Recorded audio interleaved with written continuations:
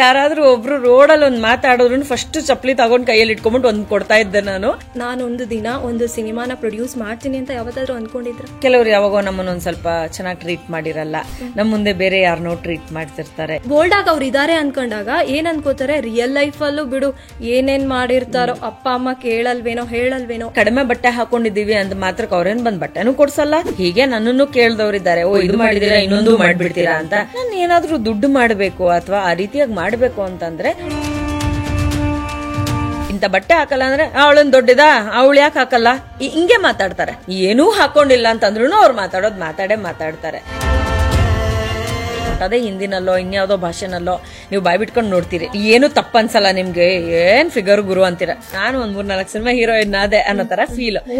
ಮುಹೂರ್ತಕ್ಕಷ್ಟೇ ಸೀಮಿತ ಆಗೋಯ್ತು. ನಂಗೆ ಗೊತ್ತಿಲ್ಲ ಈ ತರದೆಲ್ಲ ಆಗತ್ತೆ ಅಂತ. ಅದ್ ಯಾವ ಕಮೆಂಟ್ ಮಾಡಿರೋ ಕಿತ್ತೋಗಿರೋ ನನ್ ಮಕ್ಳಿಗೆ ಗೊತ್ತಿರುತ್ತೆ, ಯಾವನಿಗೂ ಗೊತ್ತಿರಲ್ಲ.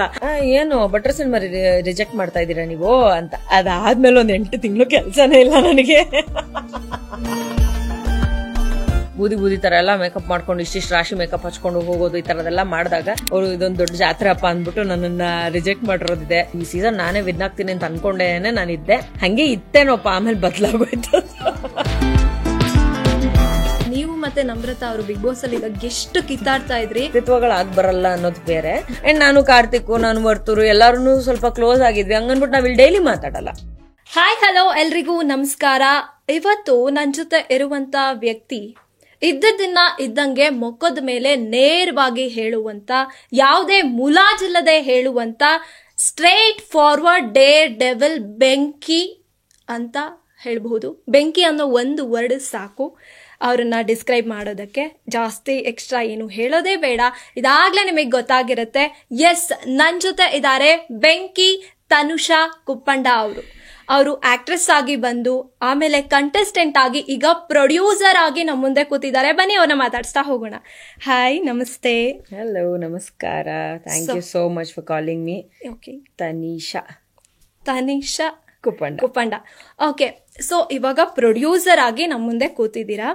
ಸೊ ನಿಮ್ಮ KCube ಕುಪ್ಪಂಡಾಸ್ ಪ್ರೊಡಕ್ಷನ್ ಅಲ್ಲಿ ಕೋಮಲ್ ಸರ್ ಹೀರೋ ಆಗಿ ನಟಿಸ್ತಾ ಇರೋ ಕೋಣ ಸಿನಿಮಾ ಬಗ್ಗೆ ಸ್ಟಾರ್ಟಿಂಗ್ ಹೇಳಿ.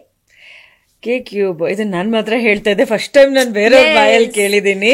ಸೊ ತುಂಬಾ ಕ್ಲಿಯರ್ ಆಗಿ ನಾನು ನೋಡಿದೀರಾ ಅಂತ ಗೊತ್ತಾಗ್ತಾ ಇದೆ. ಎಸ್, ನಮ್ಮ ಕೋಣ ಸಿನಿಮಾ ಇದೆ ಅಕ್ಟೋಬರ್ 31ನೇ ತಾರೀಕು ರಿಲೀಸ್ ಆಗ್ತಾ ಇದೆ. K for Kuppandas, K for Komal sir, K for ಕೋಣ. ನನ್ನ ಒಂದು ಕನಸಿನ ಕೂಸು, ಅಲ್ಲೂ ಕೂಡ ಕೆ ಬರ್ತಾ ಇದೆ ನಮಗೆ. ಸೊ ಒಂಥರ ನಲ್ಲಿ ನಾವು ಹುಟ್ಟಿ ಬೆಳಿತಾ ಇದೀವಿ ನಾವು ಈ ಒಂದು ಇಂಡಸ್ಟ್ರಿನಲ್ಲಿ. ನಮಗೆ ಈ ಒಂದು ಕೋಣ ಸಿನಿಮಾ ಒಳ್ಳೆ ಏಳಿಗೆಯನ್ನ ತಂದು ಕೊಡ್ಲಿ. ಆರ್ಟಿಸ್ಟ್ ಆಗಿರ್ಬೋದು, ಪ್ರೊಡ್ಯೂಸರ್ ಆಗಿರ್ಬೋದು, ನಮ್ಮ ಬೇರೆ ಎಲ್ಲಾ ಆರ್ಟಿಸ್ಟ್ ಗಳಿಗೂ ಕೂಡ ಒಂದು ಒಳ್ಳೆಯ ಒಂದು ಏಳಿಗೆನ ತಂದ್ಕೊಡ್ಲಿ. ನಮಗೂ ಕೂಡ ಒಂಚೂರು ಲಕ್ಷ್ಮಿ ಒಲಿಲಿ, ನಮ್ಮನ್ನ ತುಂಬಾ ಪ್ರೀತಿಸ್ಲಿ. ಯಾಕಂದ್ರೆ ನಾನ್ ಲಕ್ಷ್ಮಿನ ತುಂಬಾ ಪ್ರೀತಿಸ್ತೀನಿ. ಅಂಡ್ ನನ್ನ ಪಾತ್ರದ ಹೆಸರು ಕೂಡ ಲಕ್ಷ್ಮಿ. ಸೊ ಹಾಗಾಗಿ ಕೋಣ ಸಿನಿಮಾ ತುಂಬಾ ಪ್ರೀತಿಯಿಂದ ಮಾಡಿದೀವಿ. ಒಂದು ಎಂಟರ್ಟೈನಿಂಗ್, ಕಾಂಪ್ಯಾಕ್ಟ್, ಒಂದೊಳ್ಳೆ ಪ್ಯಾಕೇಜ್ ಇರುವಂತಹ ಸಿನಿಮಾ ಅಂತ ಹೇಳ್ಬೋದು. ಥ್ರಿಲ್ಲರ್ ಜೊತೆಗೆ ಕಾಮಿಡಿ, ಅದ್ರ ಜೊತೆಗೆ sentiment, emotion, what ever we call it as, ಎಲ್ಲವೂ ಕೂಡ ಇರುವಂತದ್ದು. ಅಂದ್ರೆ ಒಂದು ಎಂಟರ್ಟೈನ್ಮೆಂಟ್ ಬೇಕು ನಮಗೆ ಅಂತ ನೋಡ್ಬೇಕು ಅಂದಾಗ ಯೋಚನೆಗೆ ಬರುವಂತಹ ಒಂದು ಸಿನಿಮಾ ಕೋಣ ಆಗಿರುತ್ತೆ. ಸೊ ತಪ್ಪದೆ ಎಲ್ಲರೂ ಥಿಯೇಟರ್ಗೆ ಬಂದು 31ನೇ ತಾರೀಕು ರಿಲೀಸ್ ಆಗ್ತಾ ಇದೆ. ಎಲ್ಲರೂ ಸಿನಿಮಾನ ಥಿಯೇಟರ್ ನಲ್ಲಿ ನೋಡಿ. ಎಸ್, ಸೊ ನೀವು ಪ್ರೊಡ್ಯೂಸರ್ ಆಗಿ ನಾನೊಂದು ದಿನ ಒಂದು ಸಿನಿಮಾನ ಪ್ರೊಡ್ಯೂಸ್ ಮಾಡ್ತೀನಿ ಅಂತ ಯಾವತ್ತಾದ್ರೂ ಅನ್ಕೊಂಡಿದ್ರ? ಅಂದ್ರೆ ಸಿನಿಮಾ ಪ್ರೊಡಕ್ಷನ್ ಅನ್ನೋದು ತಲೆಯಲ್ಲಿ ಇರ್ಲಿಲ್ಲ, ಬಟ್ ಒಂದಿನ ಪ್ರೊಡ್ಯೂಸರ್ ಆಗಬೇಕು ಅನ್ನೋ ಒಂದು ಆಸೆ ಅಂತೂ ಇತ್ತು. ಮೊಟ್ಟ ಮೊದಲನೇದಾಗಿ ಇದು ಹುಟ್ಕೊಂಡಿದ್ದು ನನಗೆ ಒನ್ ಆಫ್ ದ ರೀಸನ್ ಇದು. ಕೆಲವ್ರು ಯಾವಾಗೋ ನಮ್ಮನ್ನ ಒಂದ್ ಸ್ವಲ್ಪ ಚೆನ್ನಾಗಿ ಟ್ರೀಟ್ ಮಾಡಿರಲ್ಲ, ನಮ್ ಮುಂದೆ ಬೇರೆ ಯಾರನ್ನೋ ಟ್ರೀಟ್ ಮಾಡ್ತಿರ್ತಾರೆ. ಈ ತರದೆಲ್ಲ ನೋಡಿದಾಗ ಮೇ ಬಿ ನಾನು ಪ್ರೊಡ್ಯೂಸರ್ ಆದಾಗ ನಾನು ಒಂದ್ ಸ್ವಲ್ಪ ಒಂದು ಬೆಟರ್ ಪ್ಲೇಸ್ ನಲ್ಲಿ ಇರಬಹುದು, ಅಥವಾ ನಾನು ಆರ್ಟಿಸ್ಟ್ ನ ಚೆನ್ನಾಗಿ ನೋಡ್ಕೋತೀನಿ ಅನ್ನೋಂಥದ್ದು ನನ್ನ ತಲೆಯಲ್ಲಿ ಇದ್ದಿದ್ದು, ಬೀಯಿಂಗ್ ಎ ಗರ್ಲ್. ಸೊ ನಾನ್ ಒಂದು ದಿನ ರ್ಯಾಂಡಮ್ ಆಗಿ I was working in Chennai. ಒಂದು ತಮಿಳ್ ಸೀರಿಯಲ್ಗೆ ವರ್ಕ್ ಮಾಡ್ತಾ ಇದ್ದೆ ನಾನು, ಖುಷ್ಬು ಮ್ಯಾಮ್ ಅವರ ಪ್ರೊಡಕ್ಷನ್. ಸೊ ಅವ್ರ ಕಾಂಬಿನೇಷನ್ ನಲ್ಲಿ ನನ್ಗೆ ಒಂದಷ್ಟು ದಿನ ಆಕ್ಟ್ ಮಾಡೋದಕ್ಕೆ ಅವಕಾಶ ಸಿಕ್ತು, ವರ್ಷನೇ ಸಿಕ್ತು. ಸೊ ನಾನು ತುಂಬಾ ಖುಷಿಯಾಗಿದ್ದೆ ಅವಾಗ. ಅಲ್ಲ, ಇಷ್ಟು ದೊಡ್ಡ ಆರ್ಟಿಸ್ಟ್ ಜೊತೆ ನಾನು ವರ್ಕ್ ಮಾಡ್ತಿದ್ದೀನಿ ಅಂತ ಒಂಥರ ಈ Cloud9 ಅಲ್ಲಿ ಫೀಲ್ ಮಾಡ್ತಾ ಇದ್ದೆ ನಾನು. ಅಂಡ್ ಅದ್ರಲ್ಲೂ ಚೆನ್ನೈಯಲ್ಲಿ. ಸೊ ಲೈಕ್ ಬೆಂಗಳೂರು ಹುಡುಗಿಯಾಗಿ ಕರ್ನಾಟಕದವರಾಗಿ ನಾವು ಚೆನ್ನೈಯಲ್ಲಿ ವರ್ಕ್ ಮಾಡ್ಬೇಕಾದ್ರೆ ಅಷ್ಟು ದೊಡ್ಡ ಆರ್ಟಿಸ್ಟ್ ಜೊತೆ ವರ್ಕ್ ಮಾಡ್ತಾ ಇದೀವಿ ಅನ್ಬೇಕಾದ್ರೆ ಒಂದು ಪ್ರೌಡ್ ಫೀಲಿಂಗ್ ಜೊತೆಗೆ ಅವರು ಸೆಟ್ಟಲ್ಲಿ ಇದ್ದಂತಹ ರೀತಿ ಆಗಿರ್ಬೋದು, ಕೆಲಸ ಮಾಡಿಸ್ತಿದ್ದಂತಹ ರೀತಿ ಆಗಿರ್ಬೋದು, ಅವ್ರದೇ ಪ್ರೊಡಕ್ಷನ್ ಆಗಿದ್ರಿಂದ ಖುಷ್ಬು ಮ್ಯಾಮ್ ನನಗೆ one of the main inspiration. ಅಂದ್ರೆ ಬೇರೆಯವ್ರನ್ನು ನೋಡಿ ನಾನು ಇನ್ಸ್ಪೈರ್ ಆಗಿದ್ದೆ. ಪ್ರಿಯಾ ಹಾಸನ್ ಮೇಡಮ್ ಆಗಿರ್ಬಹುದು, ಅಶ್ವಿನಿ ಮೇಡಮ್ ಆಗಿರ್ಬೋದು, ಪಾರ್ವತಮ್ಮ ರಾಜ್ಕುಮಾರ್ ಮೇಡಮ್ ಆಗಿರ್ಬಹುದು, ಈಗ ನಮ್ಮ ಯಶ್ ಅವರು ಪುಷ್ಪಾ ಮ್ಯಾಮ್ ಆಗಿರಬಹುದು. ಸೊ ಇವ್ರ ಎಲ್ರು ನಾವು ನೋಡ್ಬೇಕಾದ್ರೆ ಹೆಣ್ಮಕ್ಳು ಪ್ರೊಡ್ಯೂಸರ್ ಆಗಿ ಬರ್ಬೇಕು ಗುರು ಅನ್ನೋ ತರದ್ ಒಂದು ಹೆಚ್ಚಿನ ಒಂದು ಆಸಕ್ತಿ ಇರತ್ತೆ. ಬಟ್ ಮೇನ್ ನಾನು ಕಣ್ಣಾರೆ ನೋಡಿದ್ರಿಂದ ಖುಷ್ಬು ಮ್ಯಾಮ್ ಮೊದಲನೇ ಹೆಜ್ಜೆನಲ್ಲಿ ನನಗೆ ಕಾಣಿಸ್ಕೋತಾರೆ. ಅಂಡ್ ಇದು ಮಾತ್ರ ಅಲ್ಲ, ಆಬ್ವಿಯಸ್ಲಿ ಲೀಡ್ ಮಾಡುವಂತ ಪ್ರತಿಯೊಂದು ಲೇಡಿ ಅವ್ರನ್ನ ನೋಡಿದಾಗ ನಾವ್ ಆ ಜಾಗದಲ್ಲಿ ನಿಂತು ನಾವ್ ಇನ್ನೊಂದು ಕೆಲಸ ನಾವ್ ಮಾಡ್ಬೇಕು ಅನ್ನೋ ಒಂದು ಇನ್ಸ್ಪೈರಿಂಗ್ ಫ್ಯಾಕ್ಟರ್ ಅವ್ರು ಆಗ್ತಾರೆ. They will be our role model. ಆ ತರದ್ರಲ್ಲಿ ನಮ್ ತಾಯಿ ಕೂಡ ಒಬ್ರು. ಸೊ ಅವರು ನಮ್ಮ ಮನೆನ ಲೀಡ್ ಮಾಡಿದ ರೀತಿನಲ್ಲಿ ನಾನೊಬ್ಳು ಲೀಡರ್ ಆದೆ ಅಂತ ನನಗನ್ಸತ್ತೆ. So that's how I become a producer. So okay, so ಹಿಂಗ್ ನೋಡ್ತಾ ಹೋದಾಗ ನಿಮ್ ಬ್ಯಾಕ್ ಗ್ರೌಂಡ್ ಇಂದ ಬರ್ತಾ ಹೋದಾಗ ನಿಮ್ಗೆ ಚಿಕ್ಕ ವಯಸ್ಸಲ್ಲಿ ಅಮ್ಮ ಇನ್ಸ್ಪೈರ್ ಮಾಡಿದ್ದ. ಸೊ ಗರ್ಲ್ಸ್ ಎಷ್ಟು ಬೋಲ್ಡ್ ಆಗಿರ್ಬೇಕು, ಹೇಗೆ ಎಲ್ಲಾ ಸಿಚುವೇಶನ್ಸ್ ಅನ್ನ ಹ್ಯಾಂಡಲ್ ಮಾಡ್ಬೇಕು ಎದುರುಕೊಳ್ದೆ ಬೋಲ್ಡ್ ಆಗಿ ಅನ್ನೋದಕ್ಕೆ ಅಮ್ಮನ ಬಗ್ಗೆ ಹೇಳ್ತೀರಾ? ಅಮ್ಮ ಹೇಗೆ ನಿಮ್ಗೆ ಇನ್ಸ್ಪೈರ್ ಮಾಡಿದ್ರು? ಆಕ್ಚುಲಿ ಅಮ್ಮನೇ ಮಾಡಿರೋದು. ಅಮ್ಮ ಬಿಟ್ಟು ಇನ್ ಯಾರು ಮಾಡಕ್ ಚಾನ್ಸೇ ಇಲ್ಲ. ಅಮ್ಮ ಈಸ್ ಎವ್ರಿಥಿಂಗ್ ಟು ಮೀ. ಇವತ್ತಿಗೆ ನಾನು ಅವರ ಮಗಳು ಅಂತ ಹೇಳ್ಕೊಳಲ್ಲ, ಅವರೇ ನನ್ನ ಮಗಳು ಅಂತ ಹೇಳ್ಕೊಳ್ತೀನಿ ನಾನು. ಯಾಕಂದ್ರೆ ನಾನು ಅಮ್ಮ ಇರುವಂತ ರೀತಿ, ಬಾಂಡಿಂಗ್ ಆಗ್ಲಿ ಎಲ್ಲವೂ ಹೀಗೇನೆ ಇರೋದು. ಹೋಗೇ ಬಾರೆ ಅಂತ ಮಾತಾಡೋದು ನಾವಿಬ್ರು ಇವತ್ತಿಗೂ ಕೂಡ. ಸೊ ಲೈಕ್ ಬೆಳಗ್ಗೆ ಎದ್ದು ಕಾಫಿ ಕುಡಿತೇನೆ, ಓಕೆ ನಾನು ಬರಲ್ಲ, ಈ ತರ ಈ ಒಂದು ಫಾರ್ಮ್ಯಾಟ್ ಅಲ್ಲಿ ಇರುವಂತವ್ರು ನಾವಿಬ್ರು. ಅಂದ್ರೆ more than mom daughter we are friends. So ನನಗೆ ಯಾರಾದ್ರೂ ತುಂಬಾ ಲಾಂಗೆಸ್ಟ್ ಫ್ರೆಂಡ್ ಯಾರಂತ ಕೇಳಿದ್ರೆ ನಾನು ನನ್ನ ತಾಯಿ ಅಂತ ಹೇಳ್ತೀನಿ. ಸೊ ಅವ್ರನ್ನ ನಾನು ಯಾವಾಗೂ ಅಮ್ಮ ಅಂತ ಕರೆಯೋದೇನೆ ಕಡಿಮೆ, ಲೀಲು ಅಂತ ಕರಿತೀನಿ. ಒಂದ್ ಕೇಕಲ್ಲೂ ಕೂಡ ಅವ್ರು ಲೀಲು ಅಂತಾನೆ ಇರ್ತಾರೆ, ಇಲ್ಲ ಲೀಲಾವತಿ ಅಂತ ಹೆಸರಿಟ್ ಕರೆಯೋದು, ಈ ರೀತಿ. ಅಂದ್ರೆ ಇದು ಆಕ್ಚುಲಿ ನನ್ನ ತಮ್ಮ ರೂಢಿ ಮಾಡಿದ್ದು. ನಾ ಲೀಲು ಅಂತ ಇದ್ದೆ, ಅದಾದ್ಮೇಲೆ ಮಮ್ಮಿ ಅಂತಿದ್ದೆ, ಅದಾದ್ಮೇಲೆ ನನ್ನ ತಮ್ಮ ಲೀಲಾವತಿ ಅಂತ ಕರೆಯಕ್ ಸ್ಟಾರ್ಟ್ ಮಾಡಿದ್ಮೇಲೆ ನಾನು ಅದೇ ಶುರು ಮಾಡ್ಕೊಂಡೆ. ಅದೊಂಥರ ಅವ್ರನ್ನ ಜಬರ್ದಸ್ತ್ ಮಾಡೋದು, ಹಂಗೆ ಹಿಂಗೆ ಅಂತ ಅನ್ಕೊಂಡು. ಇವಾಗೆಲ್ಲ ನಾವು ದೊಡ್ಡವರಾಗ್ಬಿಟ್ವಲ್ಲ, ನಾವು ದೌಲತ್ ಮಾಡೋದು. ಅದಕ್ ಮುಂಚೆ ಎಲ್ಲ ನಮ್ಮ ಅಮ್ಮ ಒಂದು ಹ್ಯಾಂಗರ್ ತಗೊಂಡ್ರು ಅಂದ್ರೆ ಯಾವ ಕಾಟ್ ಕೆಳಗಡೆ ಇರ್ತಿದ್ವಿ ಅಂತ ನಮಗೆ ಗೊತ್ತಿಲ್ಲ. ಅಮ್ಮ ಅಂದ್ರೆ ಅಷ್ಟು ಭಯ. ಅಟ್ ದ ಸೇಮ್ ಟೈಮ್ ಅಮ್ಮ ಇಸ್ ಸಮ್ವನ್. ನನ್ ಮೊನ್ನೆನೂ ಯಾರಿಗೋ ನಮ್ಮ ಜೊತೆಲಿರೋರ್ಗೆ ಹೇಳ್ತಾ ಇದ್ದೆ, ಅಮ್ಮ ಹೆಂಗೆ ಅಂತಂದ್ರೆ ಕಷ್ಟಪಟ್ಟು ನೀವು ಕೆಲಸ ಮಾಡ್ತೀರಾ, ಹೌದು. ಅಂದ್ರೆ ಮೊದ್ಲು, ಇದು ತುಂಬಾ ಮೊದ್ಲು ನಾನು ಅಮ್ಮನಿಂದ ಕಲ್ತಿರುವಂತಹ ಪಾಠ. ಯಾವ್ದೋ ಒಂದು ಸಣ್ಣ ಪುಟ್ಟದ ಪ್ರಮೋಷನ್ ಜಾಬ್ ಅಂತ ನಾನು ಕಾಲೇಜಲ್ಲಿ ಇದ್ದಾಗ ಯಾವ್ದೋ ಒಂದು ಟೈಮ್ ಮಾಡಕ್ಕಂತ ಹೋದಾಗ 1000 change was the payment. So ಒಂದು ದಿನಕ್ಕೆ ಒಂದು 1000 ಚೇಂಜ್ ಅನ್ನೋದನ್ನ ಕೊಡ್ತಾರೆ. 1200 or 1300, I don't remember exactly, but ಆ ತರದ್ದೇನೋ ಒಂದಿತ್ತು. ಬಟ್ ನಾನು ಹೋಗ್ತಾ ಇದ್ದಿದ್ದ ಜಾಗಕ್ಕೆ ನನಗೆ ಬೇರೆ ರೀತಿನಲ್ಲಿ ಟ್ರಾವೆಲ್ ಮಾಡೋದ್ ಗೊತ್ತಿಲ್ಲ. ಸೊ ನಾ ಆಟೋದಲ್ಲಿ ಹೋಗ್ತಾ ಇದ್ದೆ. ಅಂದ್ರೆ ಈ ಬಸ್ಸಲ್ಲಿ ಟ್ರಾವೆಲ್ ಮಾಡೋದು ನಂಗೆ ಸಿಕ್ಕಾಬಿಟ್ಟೆ ಹೇಟ್ರೆಡ್ನೆಸ್ ಅಂಡ್ ಬರಲ್ಲ. 1 hour ಹೋಗೋರು 4 hour ಹೋಗ್ತೀರಾ ಬಸ್, ಅದು ಗೊತ್ತಾಗಲ್ಲ ನನಗೆ. ಒಂದು I am very bad in geography. So bus route ಕೂಡ ಗೊತ್ತಾಗ್ತಿರ್ಲಿಲ್ಲ ನನಗೆ. ಒಂದು ಆ ಫ್ಯಾಕ್ಟ್. ಇನ್ನೊಂದು ನಾನು ಕಳ್ದೋಗ್ಬಿಡ್ತೀನಿ ಅಂತ ಭಯ ನನಗೆ. ಆಲ್ರೆಡಿ ಒಂದ್ 3 ಸತಿ ಕಳ್ದೋಗ್ಬಿಟ್ಟು ಸಿಕ್ಕಿದೀನಿ ನಮ್ಮ ಮಮ್ಮಿಗೆ ನಾನು. ಸೊ ನಂಗೆ ದಾರಿ ಗೊತ್ತಾಗಲ್ಲ. ನಾನು ಇದೇ ಅನ್ಕೊಂಡು ಹೋಗ್ತಿರ್ತೀನಿ, ಅದು ಬೇರೆ ಇನ್ಯಾವುದೋ ಆಗೋಗಿರತ್ತೆ. ಅದೇ ತರಾನೇ ಕಾಣಿಸ್ತಿರತ್ತೆ ಈಗ್ಲೂ ಹಾಗೇನೆ. ಬಟ್ ಲೈಫ್ ನಲ್ಲಿ ದಾರಿ ಗೊತ್ತು, ರೋಡ್ಸ್ ಗೊತ್ತಾಗಲ್ಲ ಅಷ್ಟೇನೆ. ಸೊ ಹಾಗಾಗಿ ನಾ ಕಳ್ದೋಗ್ಬಿಡ್ತೀನಿ ಅನ್ನೋ ಭಯಕ್ಕೆ ನಾನು ಆಟೋದಲ್ಲೇ ಹೋಗ್ತಾ ಇದ್ದೆ. ಸೀದಾ ಕರ್ಕೊಂಡು ಹೋಗ್ತಾರೆ, ಸೊ ಕರ್ಕೊಂಡ್ ಬರ್ತಾರೆ ಅನ್ನೋ ಒಂದು ಪ್ಯಾಟ್ರನ್ ನನಗಿತ್ತು. ಸೊ ಅಮ್ಮ ಯೂಸ್ ಟು ಟೆಲ್ ಮಿ, ನೀ 1000 rupees ಅರ್ನ್ ಮಾಡ್ತಾ ಇದೀಯಾ ಅಂತಂದ್ರೆ 100 ರೂಪಾಯಿ ಕೊಟ್ಟು ಬಿರಿಯಾನಿ ತಿನ್ನೋದ್ರಲ್ಲಿ ತಪ್ಪಿಲ್ಲ. ಮಾಡೋದೇ ಜೀವನ, ನಾವ್ ಅನ್ನ ಊಟ ಮಾಡಕ್ಕೆ ಚೆನ್ನಾಗಿರ್ಬೇಕು ಅಂತ. So it is never a mistake to eat good food. So ನಮ್ಮಮ್ಮ ಅವಾಗ ನಂಗೆ ಬಿರಿಯಾನಿ ತಿನ್ನೋದ್ ಕಲ್ಸಿದ್ದು. ಇವಾಗವರೆಗೂ ಚೆನ್ನಾಗಿ ಬಿರಿಯಾನಿ ತಿನ್ಕೊಂಡು ಓಡಾಡ್ಕೊಂಡಿದೀನಿ. ಅಂದ್ರೆ ಸಣ್ಣ ಸಣ್ಣ ವಿಷಯದಲ್ಲೂ ಕೂಡ ನಾವು ಹೇಗೆ ಒಬ್ರಿಂದ ಇನ್ಸ್ಪೈರ್ ಆಗ್ಬೋದು, ಒಂದು ವಿಷಯನ ಕಲಿಬಹುದು ಅಂತ. ಇವತ್ತಿಗೂ ನಾನು ಏನ್ ಅರ್ನ್ ಮಾಡ್ತೀನೋ ಅದರಲ್ಲಿ ನನ್ನ ಊಟಕ್ಕೆ ಅಂತ ಒಂದು ಪೋರ್ಷನ್ ನಾನು ಖರ್ಚು ಮಾಡೋದ್ರಲ್ಲಿ ಯಾವತ್ತೂ ಬೇಜಾರು ಮಾಡ್ಕೊಳ್ಳಲ್ಲ. ಅಂಡ್ ನನ್ನ ಜೊತೆಲಿರೋರ್ಗು ತಿನ್ಸೋದಕ್ಕೆ ನಾನು ಬೇಜಾರು ಮಾಡ್ಕೊಳ್ಳಲ್ಲ. ಸೊ ಅದು ನನಗೇನಂದ್ರೆ ಅಯ್ಯೋ ಖರ್ಚಾಗೋಯ್ತು ಅನ್ನೋ ಫೀಲ್ ಬರಲ್ಲ ನನ್ಗದು. ಊಟದೊಂದು ಸಪ್ರೇಟ್ ಬಜೆಟ್ ಪರವಾಗಿಲ್ಲ, ಇಟ್ಸ್ ಓಕೆ. ಅದು ನನಗೆ ಬಂದೇ ಇಲ್ಲ ಅನ್ಕೊಳ್ಳೋಣ, ಅಥವಾ ನನ್ನ ಈ ಅರ್ನಿಂಗ್ಸ್ ಲಿಸ್ಟ್ ಅಲ್ಲಿ ಅದನ್ನ ಹಾಕೋದ್ ಬೇಡ. ನಮಗ್ ಬೇಕಾಗಿರೋದನ್ನ ಮಾಡ್ತೇವೆ, ಬೇಡದೇ ಇರೋದಂತೂ ಮಾಡ್ತಾ ಇಲ್ಲ ನಾವು ಅಂತ. ಅದು ಒಂದನ್ನ ನಾನು ಇಟ್ಕೊಂಡಿದೀನಿ ಲೈಫಲ್ಲಿ. ಅಂಡ್ ಅಮ್ಮನಿಂದಾನೇ ನನಗೆ ಸ್ವಲ್ಪ ಜಾಸ್ತಿ ಮೈಂಡ್ ಮೆಚೂರಿಟಿ ಬೇಗ ಬಂದಿರೋದು. ಅಮ್ಮ ಏನಾದ್ರೂ ಮಾತಾಡ್ತಾ ಇರ್ಬೇಕಾದ್ರೆ ಅಥವಾ ಏನಾದ್ರೂ ಹೇಳ್ಬೇಕಾದ್ರೆ ಕೆಲ್ಸ ಇದೆಯಾ, ಹೋಗು, ರಾತ್ರಿ 2 ಗಂಟೆಗೆ ಬಾ, ಪರವಾಗಿಲ್ಲ. ನಿನ್ ಕೆಲ್ಸ ಅಲ್ದೆ ಟೈಮ್ ಪಾಸ್ ಮಾಡಕ್ ಹೋಗ್ತಾ ಇದ್ರೆ ನೆವರ್ ಡೂ ಇಟ್. ಇದನ್ನ ಯಾವಾಗೋ ಒಂದೇ ಸತಿ ಹೇಳಿರೋದು ನಮ್ಮಮ್ಮ, but share in my mind. ಅಂದ್ರೆ ಈಗ ಯೋಚನೆ ಮಾಡು, ನಾನು ಹೋಗ್ಬೇಕು ಅಂತಂದ್ರೆ ನಾನು ನಿಮ್ಮನ್ ಬಿಟ್ಟು ಹೋಗ್ಬೋದಲ್ವಾ? ನಿಮ್ಮನ್ ಕರ್ಕೊಂಡು ಹೋಗ್ಬೇಕಂತ ಏನಿದೆ ರೂಲು? ಯಾರು ನಮ್ಮನ್ ಕೇಳಲ್ಲ, ಯಾರು ನಮ್ಗೇನು ಹೇಳಲ್ಲ. But it is our boundary. ನಮಗ್ ನಾವು ಬೌಂಡ್ರಿ ಹಾಕೊಂಡಾಗ ಅಷ್ಟೇನೆ we will have discipline in our life. But ನಮ್ ತಂದೆ ಹಂಗಲ್ಲ. ನಮ್ ತಂದೆ ಪಕ್ಕಾ ಆರ್ಮಿ ಮ್ಯಾನ್, ಅಂದ್ರೆ BSF ಅಲ್ಲಿ ಇದ್ರು ಅವರು. ಸೊ ಅವರು ಈ ಟೈಮ್ ಅಂದ್ರೆ ಈ ಟೈಮ್ ಅಂತ ಫಾಲೋ ಮಾಡ್ಬೇಕು, ಇದನ್ನ ಕೊಡಿಸ್ತೀನಿ ಅಂದ್ರೆ ಇದನ್ನ ಕೊಡಿಸ್ಬೇಕು ಅನ್ನೋಂಥದ್ದು ಅವ್ರ ಫಾರ್ಮ್ಯಾಟ್. ಇದನ್ನ ಕೊಡ್ಸಲ್ಲ ಅಂತ ಹೇಳಿದ್ರೆ ನನ್ನ ಮತ್ತೆ ಕೇಳಬಾರ್ದು ಅನ್ನೋ ಆ ರೀತಿ ಫಾರ್ಮ್ಯಾಟ್, ಅಂದ್ರೆ ಪಕ್ಕಾ ಕಟ್ನಿಟ್ಟು. ಬಟ್ ಅದ್ರಲ್ಲಿ ನಮ್ಗೆ ಅರ್ಥ ಮಾಡ್ಕೊಳ್ಳೋದು ಕಡಿಮೆ. And when will be Young ಅಲ್ಲ, ನಮ್ಗೆ ಅವ್ರಗಳ ಮಾತು ತುಂಬಾ ಭಾರ ಅನ್ಸಕ್ ಸ್ಟಾರ್ಟ್ ಆಗುತ್ತೆ. ತುಂಬಾ ಡಿಸಿಪ್ಲಿನ್ ಆಗಿದ್ರೆ ಅಥವಾ ತುಂಬಾ ರೆಸ್ಟ್ರಿಕ್ಟಿವ್ ಅಂತ ಅನ್ಸಿದ್ರೆ ಅದನ್ನ ನಾವು ಅಕ್ಸೆಪ್ಟ್ ಮಾಡ್ಕೊಳ್ಳೋದೇ ತಪ್ಪು ಮಾಡ್ಬಿಡ್ತೀವಿ. ಅಕ್ಸೆಪ್ಟ್ ಮಾಡ್ಕೊಳಕ್ ಕಷ್ಟ ಪಡ್ತೀವಿ ನಾವು. ಅದು ನಮ್ ತಂದೆ ಫಾರ್ಮ್ಯಾಟ್. ಬಟ್ ನಮ್ಮ ಮಮ್ಮಿ ಹಂಗಲ್ಲ.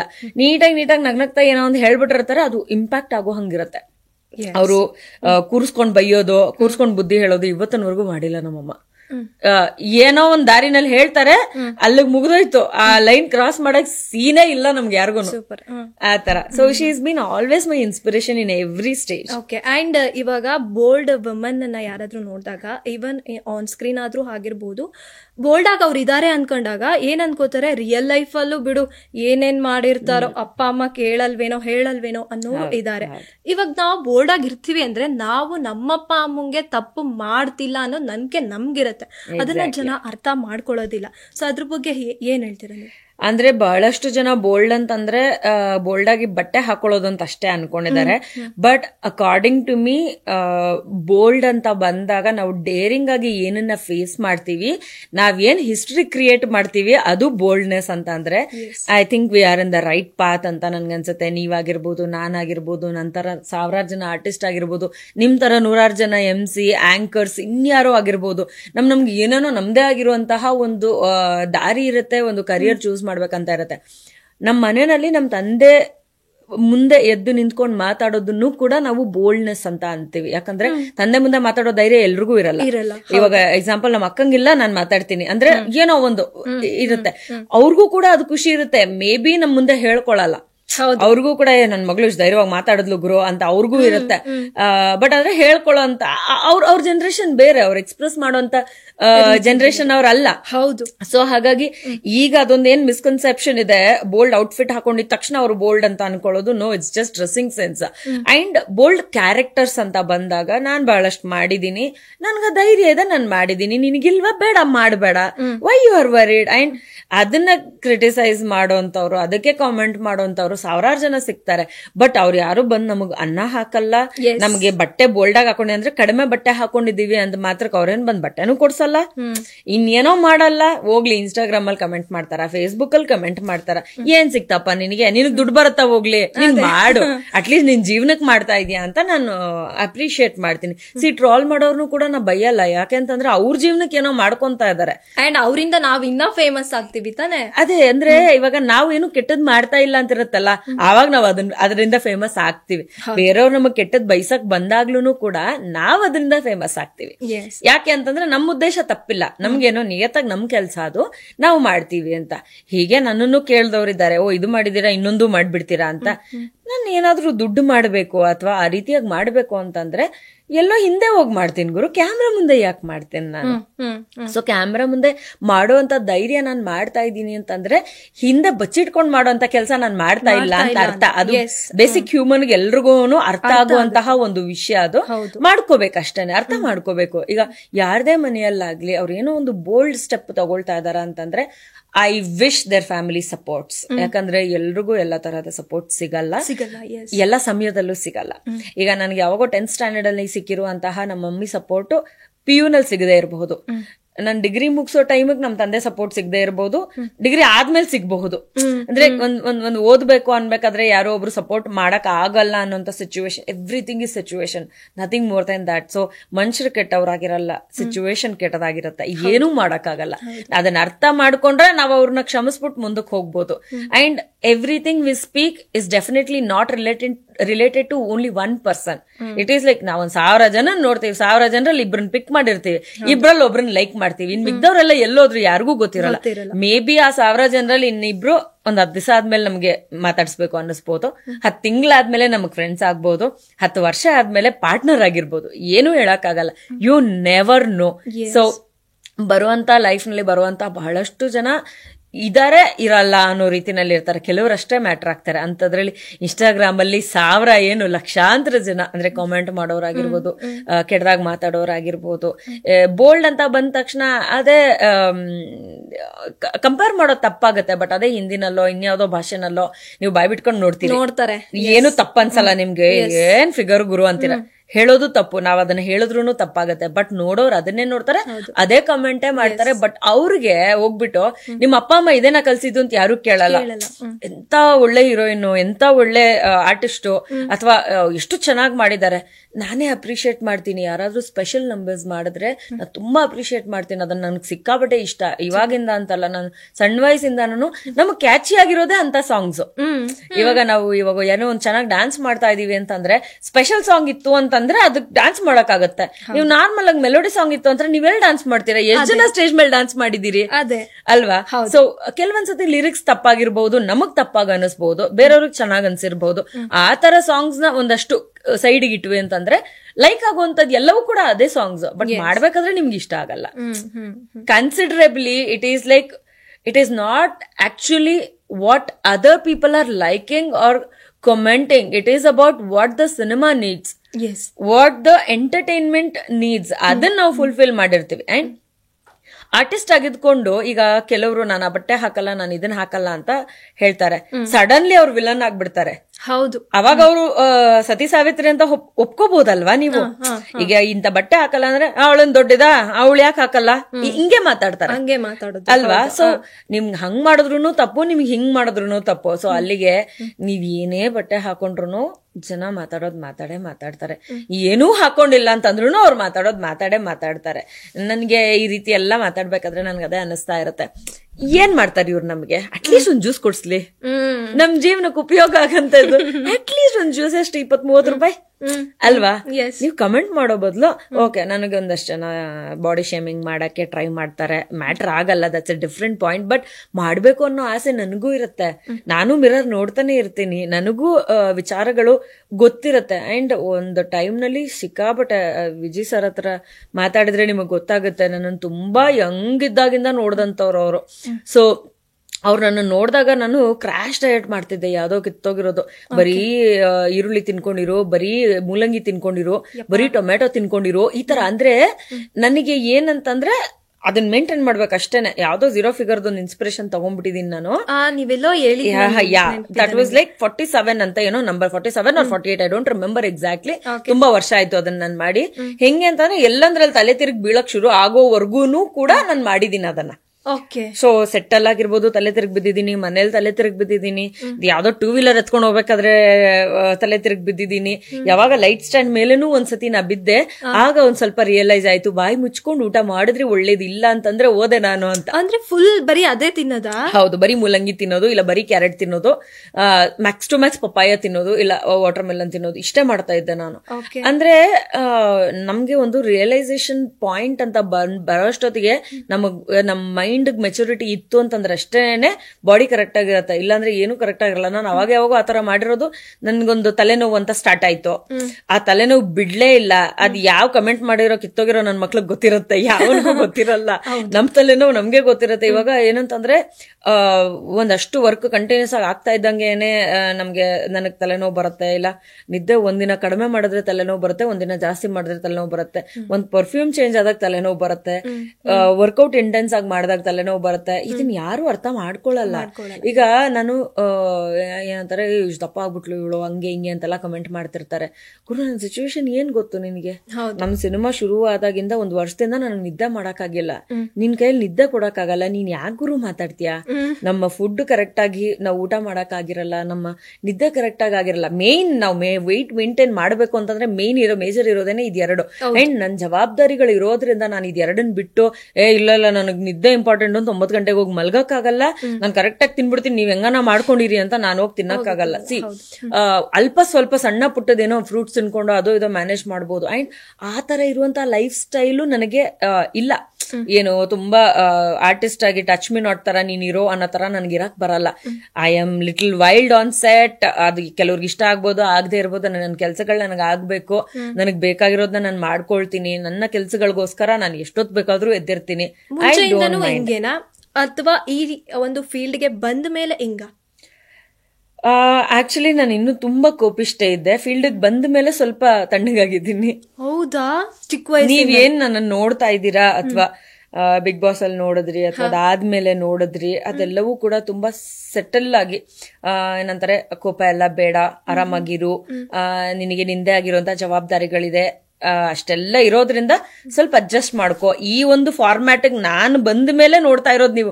ಅಂಡ್ ಅದನ್ನೇ ತುಂಬಾ ಜನ ನೀವು like you have anger issues ಅಂತಾರೆ. ಬಟ್ ನನ್ ಆಕ್ಚುಯಲ್ ಆಂಗರ್ ಇಶ್ಯೂಸ್ ನನ್ನ ಇನಿಷಿಯಲ್ ಸ್ಟೇಜ್ ಆಫ್ ಲೈಫ್ ನಲ್ಲಿ ಎಲ್ಲರೂ ನೋಡಿದ್ದಾರೆ ಬಿಟ್ರೆ ಈಗ ಯಾರು ನೋಡ್ತಾ ಇಲ್ಲ. ಮಾಡಿದ್ದೀರಾ ಆ ಒಂದು ಸ್ಟೇಜಸ್ ಅಲ್ಲಿ? ಏನಾದ್ರೂ ಆ ಒಂದು ಸ್ಟೇಜ್ ಅಲ್ಲಿ ಯಾರಾದ್ರೂ ಒಬ್ರು ರೋಡ್ ಅಲ್ಲಿ ಒಂದ್ ಮಾತಾಡಿದ್ರು ಫಸ್ಟ್ ಚಪ್ಪಲಿ ತಗೊಂಡ್ ಕೈಯಲ್ಲಿ ಇಟ್ಕೊಂಡ್ಬಿಟ್ಟು ಒಂದ್ ಕೊಡ್ತಾ ಇದ್ದೆ ನಾನು. ಸೊ ಲೈಕ್ ಅಂದ್ರೆ ನಂಗೆ ತುಂಬಾ ಸರ್ರ ಅಂತ ಕೋಪ ಬರೋದು. ನಾರ್ಮಲ್ ಆಗಿ ಹುಡುಗರು ಈ ತರ ಎಲ್ಲ ಮಾಡೋ ಅಂತ ನಾವ್ ಕೇಳಿರ್ತೀವಿ, ಈ ತರದ್ ಹಿಂಗ ಆಗುತ್ತೆ ಅಂತ. ಅಂದ್ರೆ ಅಷ್ಟು ಕೋಪ ಬರ್ತಾ ಇತ್ತು ಅಂಡ್ ಹೊಡೆದ್ಬಿಡ್ತಾ ಇದ್ದೆ.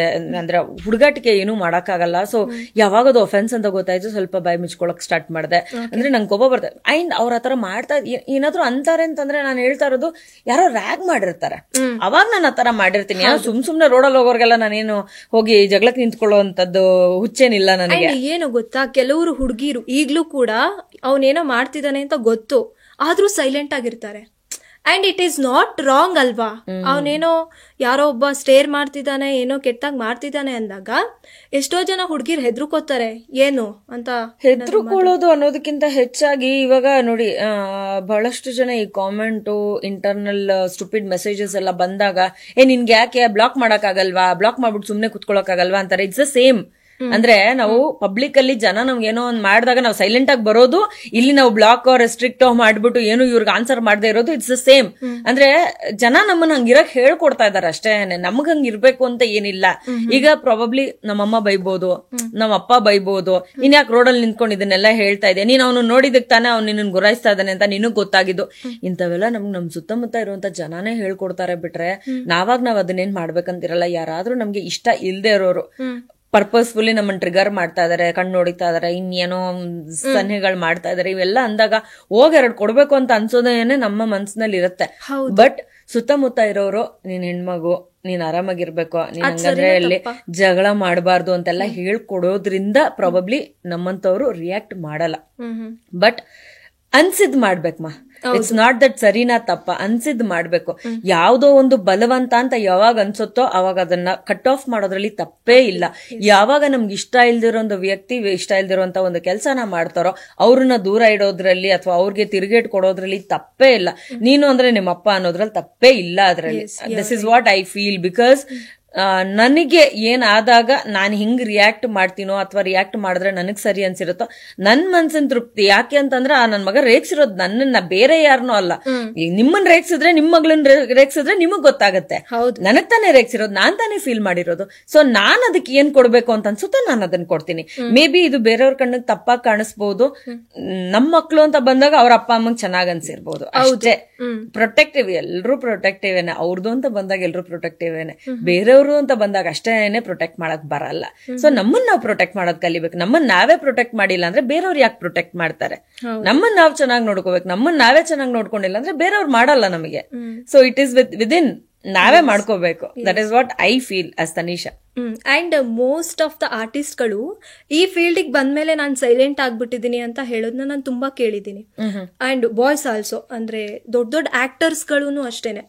ಈ ಫೀಲ್ಡ್ ಹಂಗ್ ಮಾಡ್ಬಿಟ್ಟಿದೆ, ನಾನು ಮುಂಚೆ ಹಂಗಿದ್ದೆ, ಈ ಫೀಲ್ಡಿಗೆ ಬಂದ್ಮೇಲೆ ನಾನು ಸೈಲೆಂಟ್ ಆಗ್ಬಿಟ್ಟಿದೀನಿ ಅಂತ ಹೇಳ್ತಾರೆ.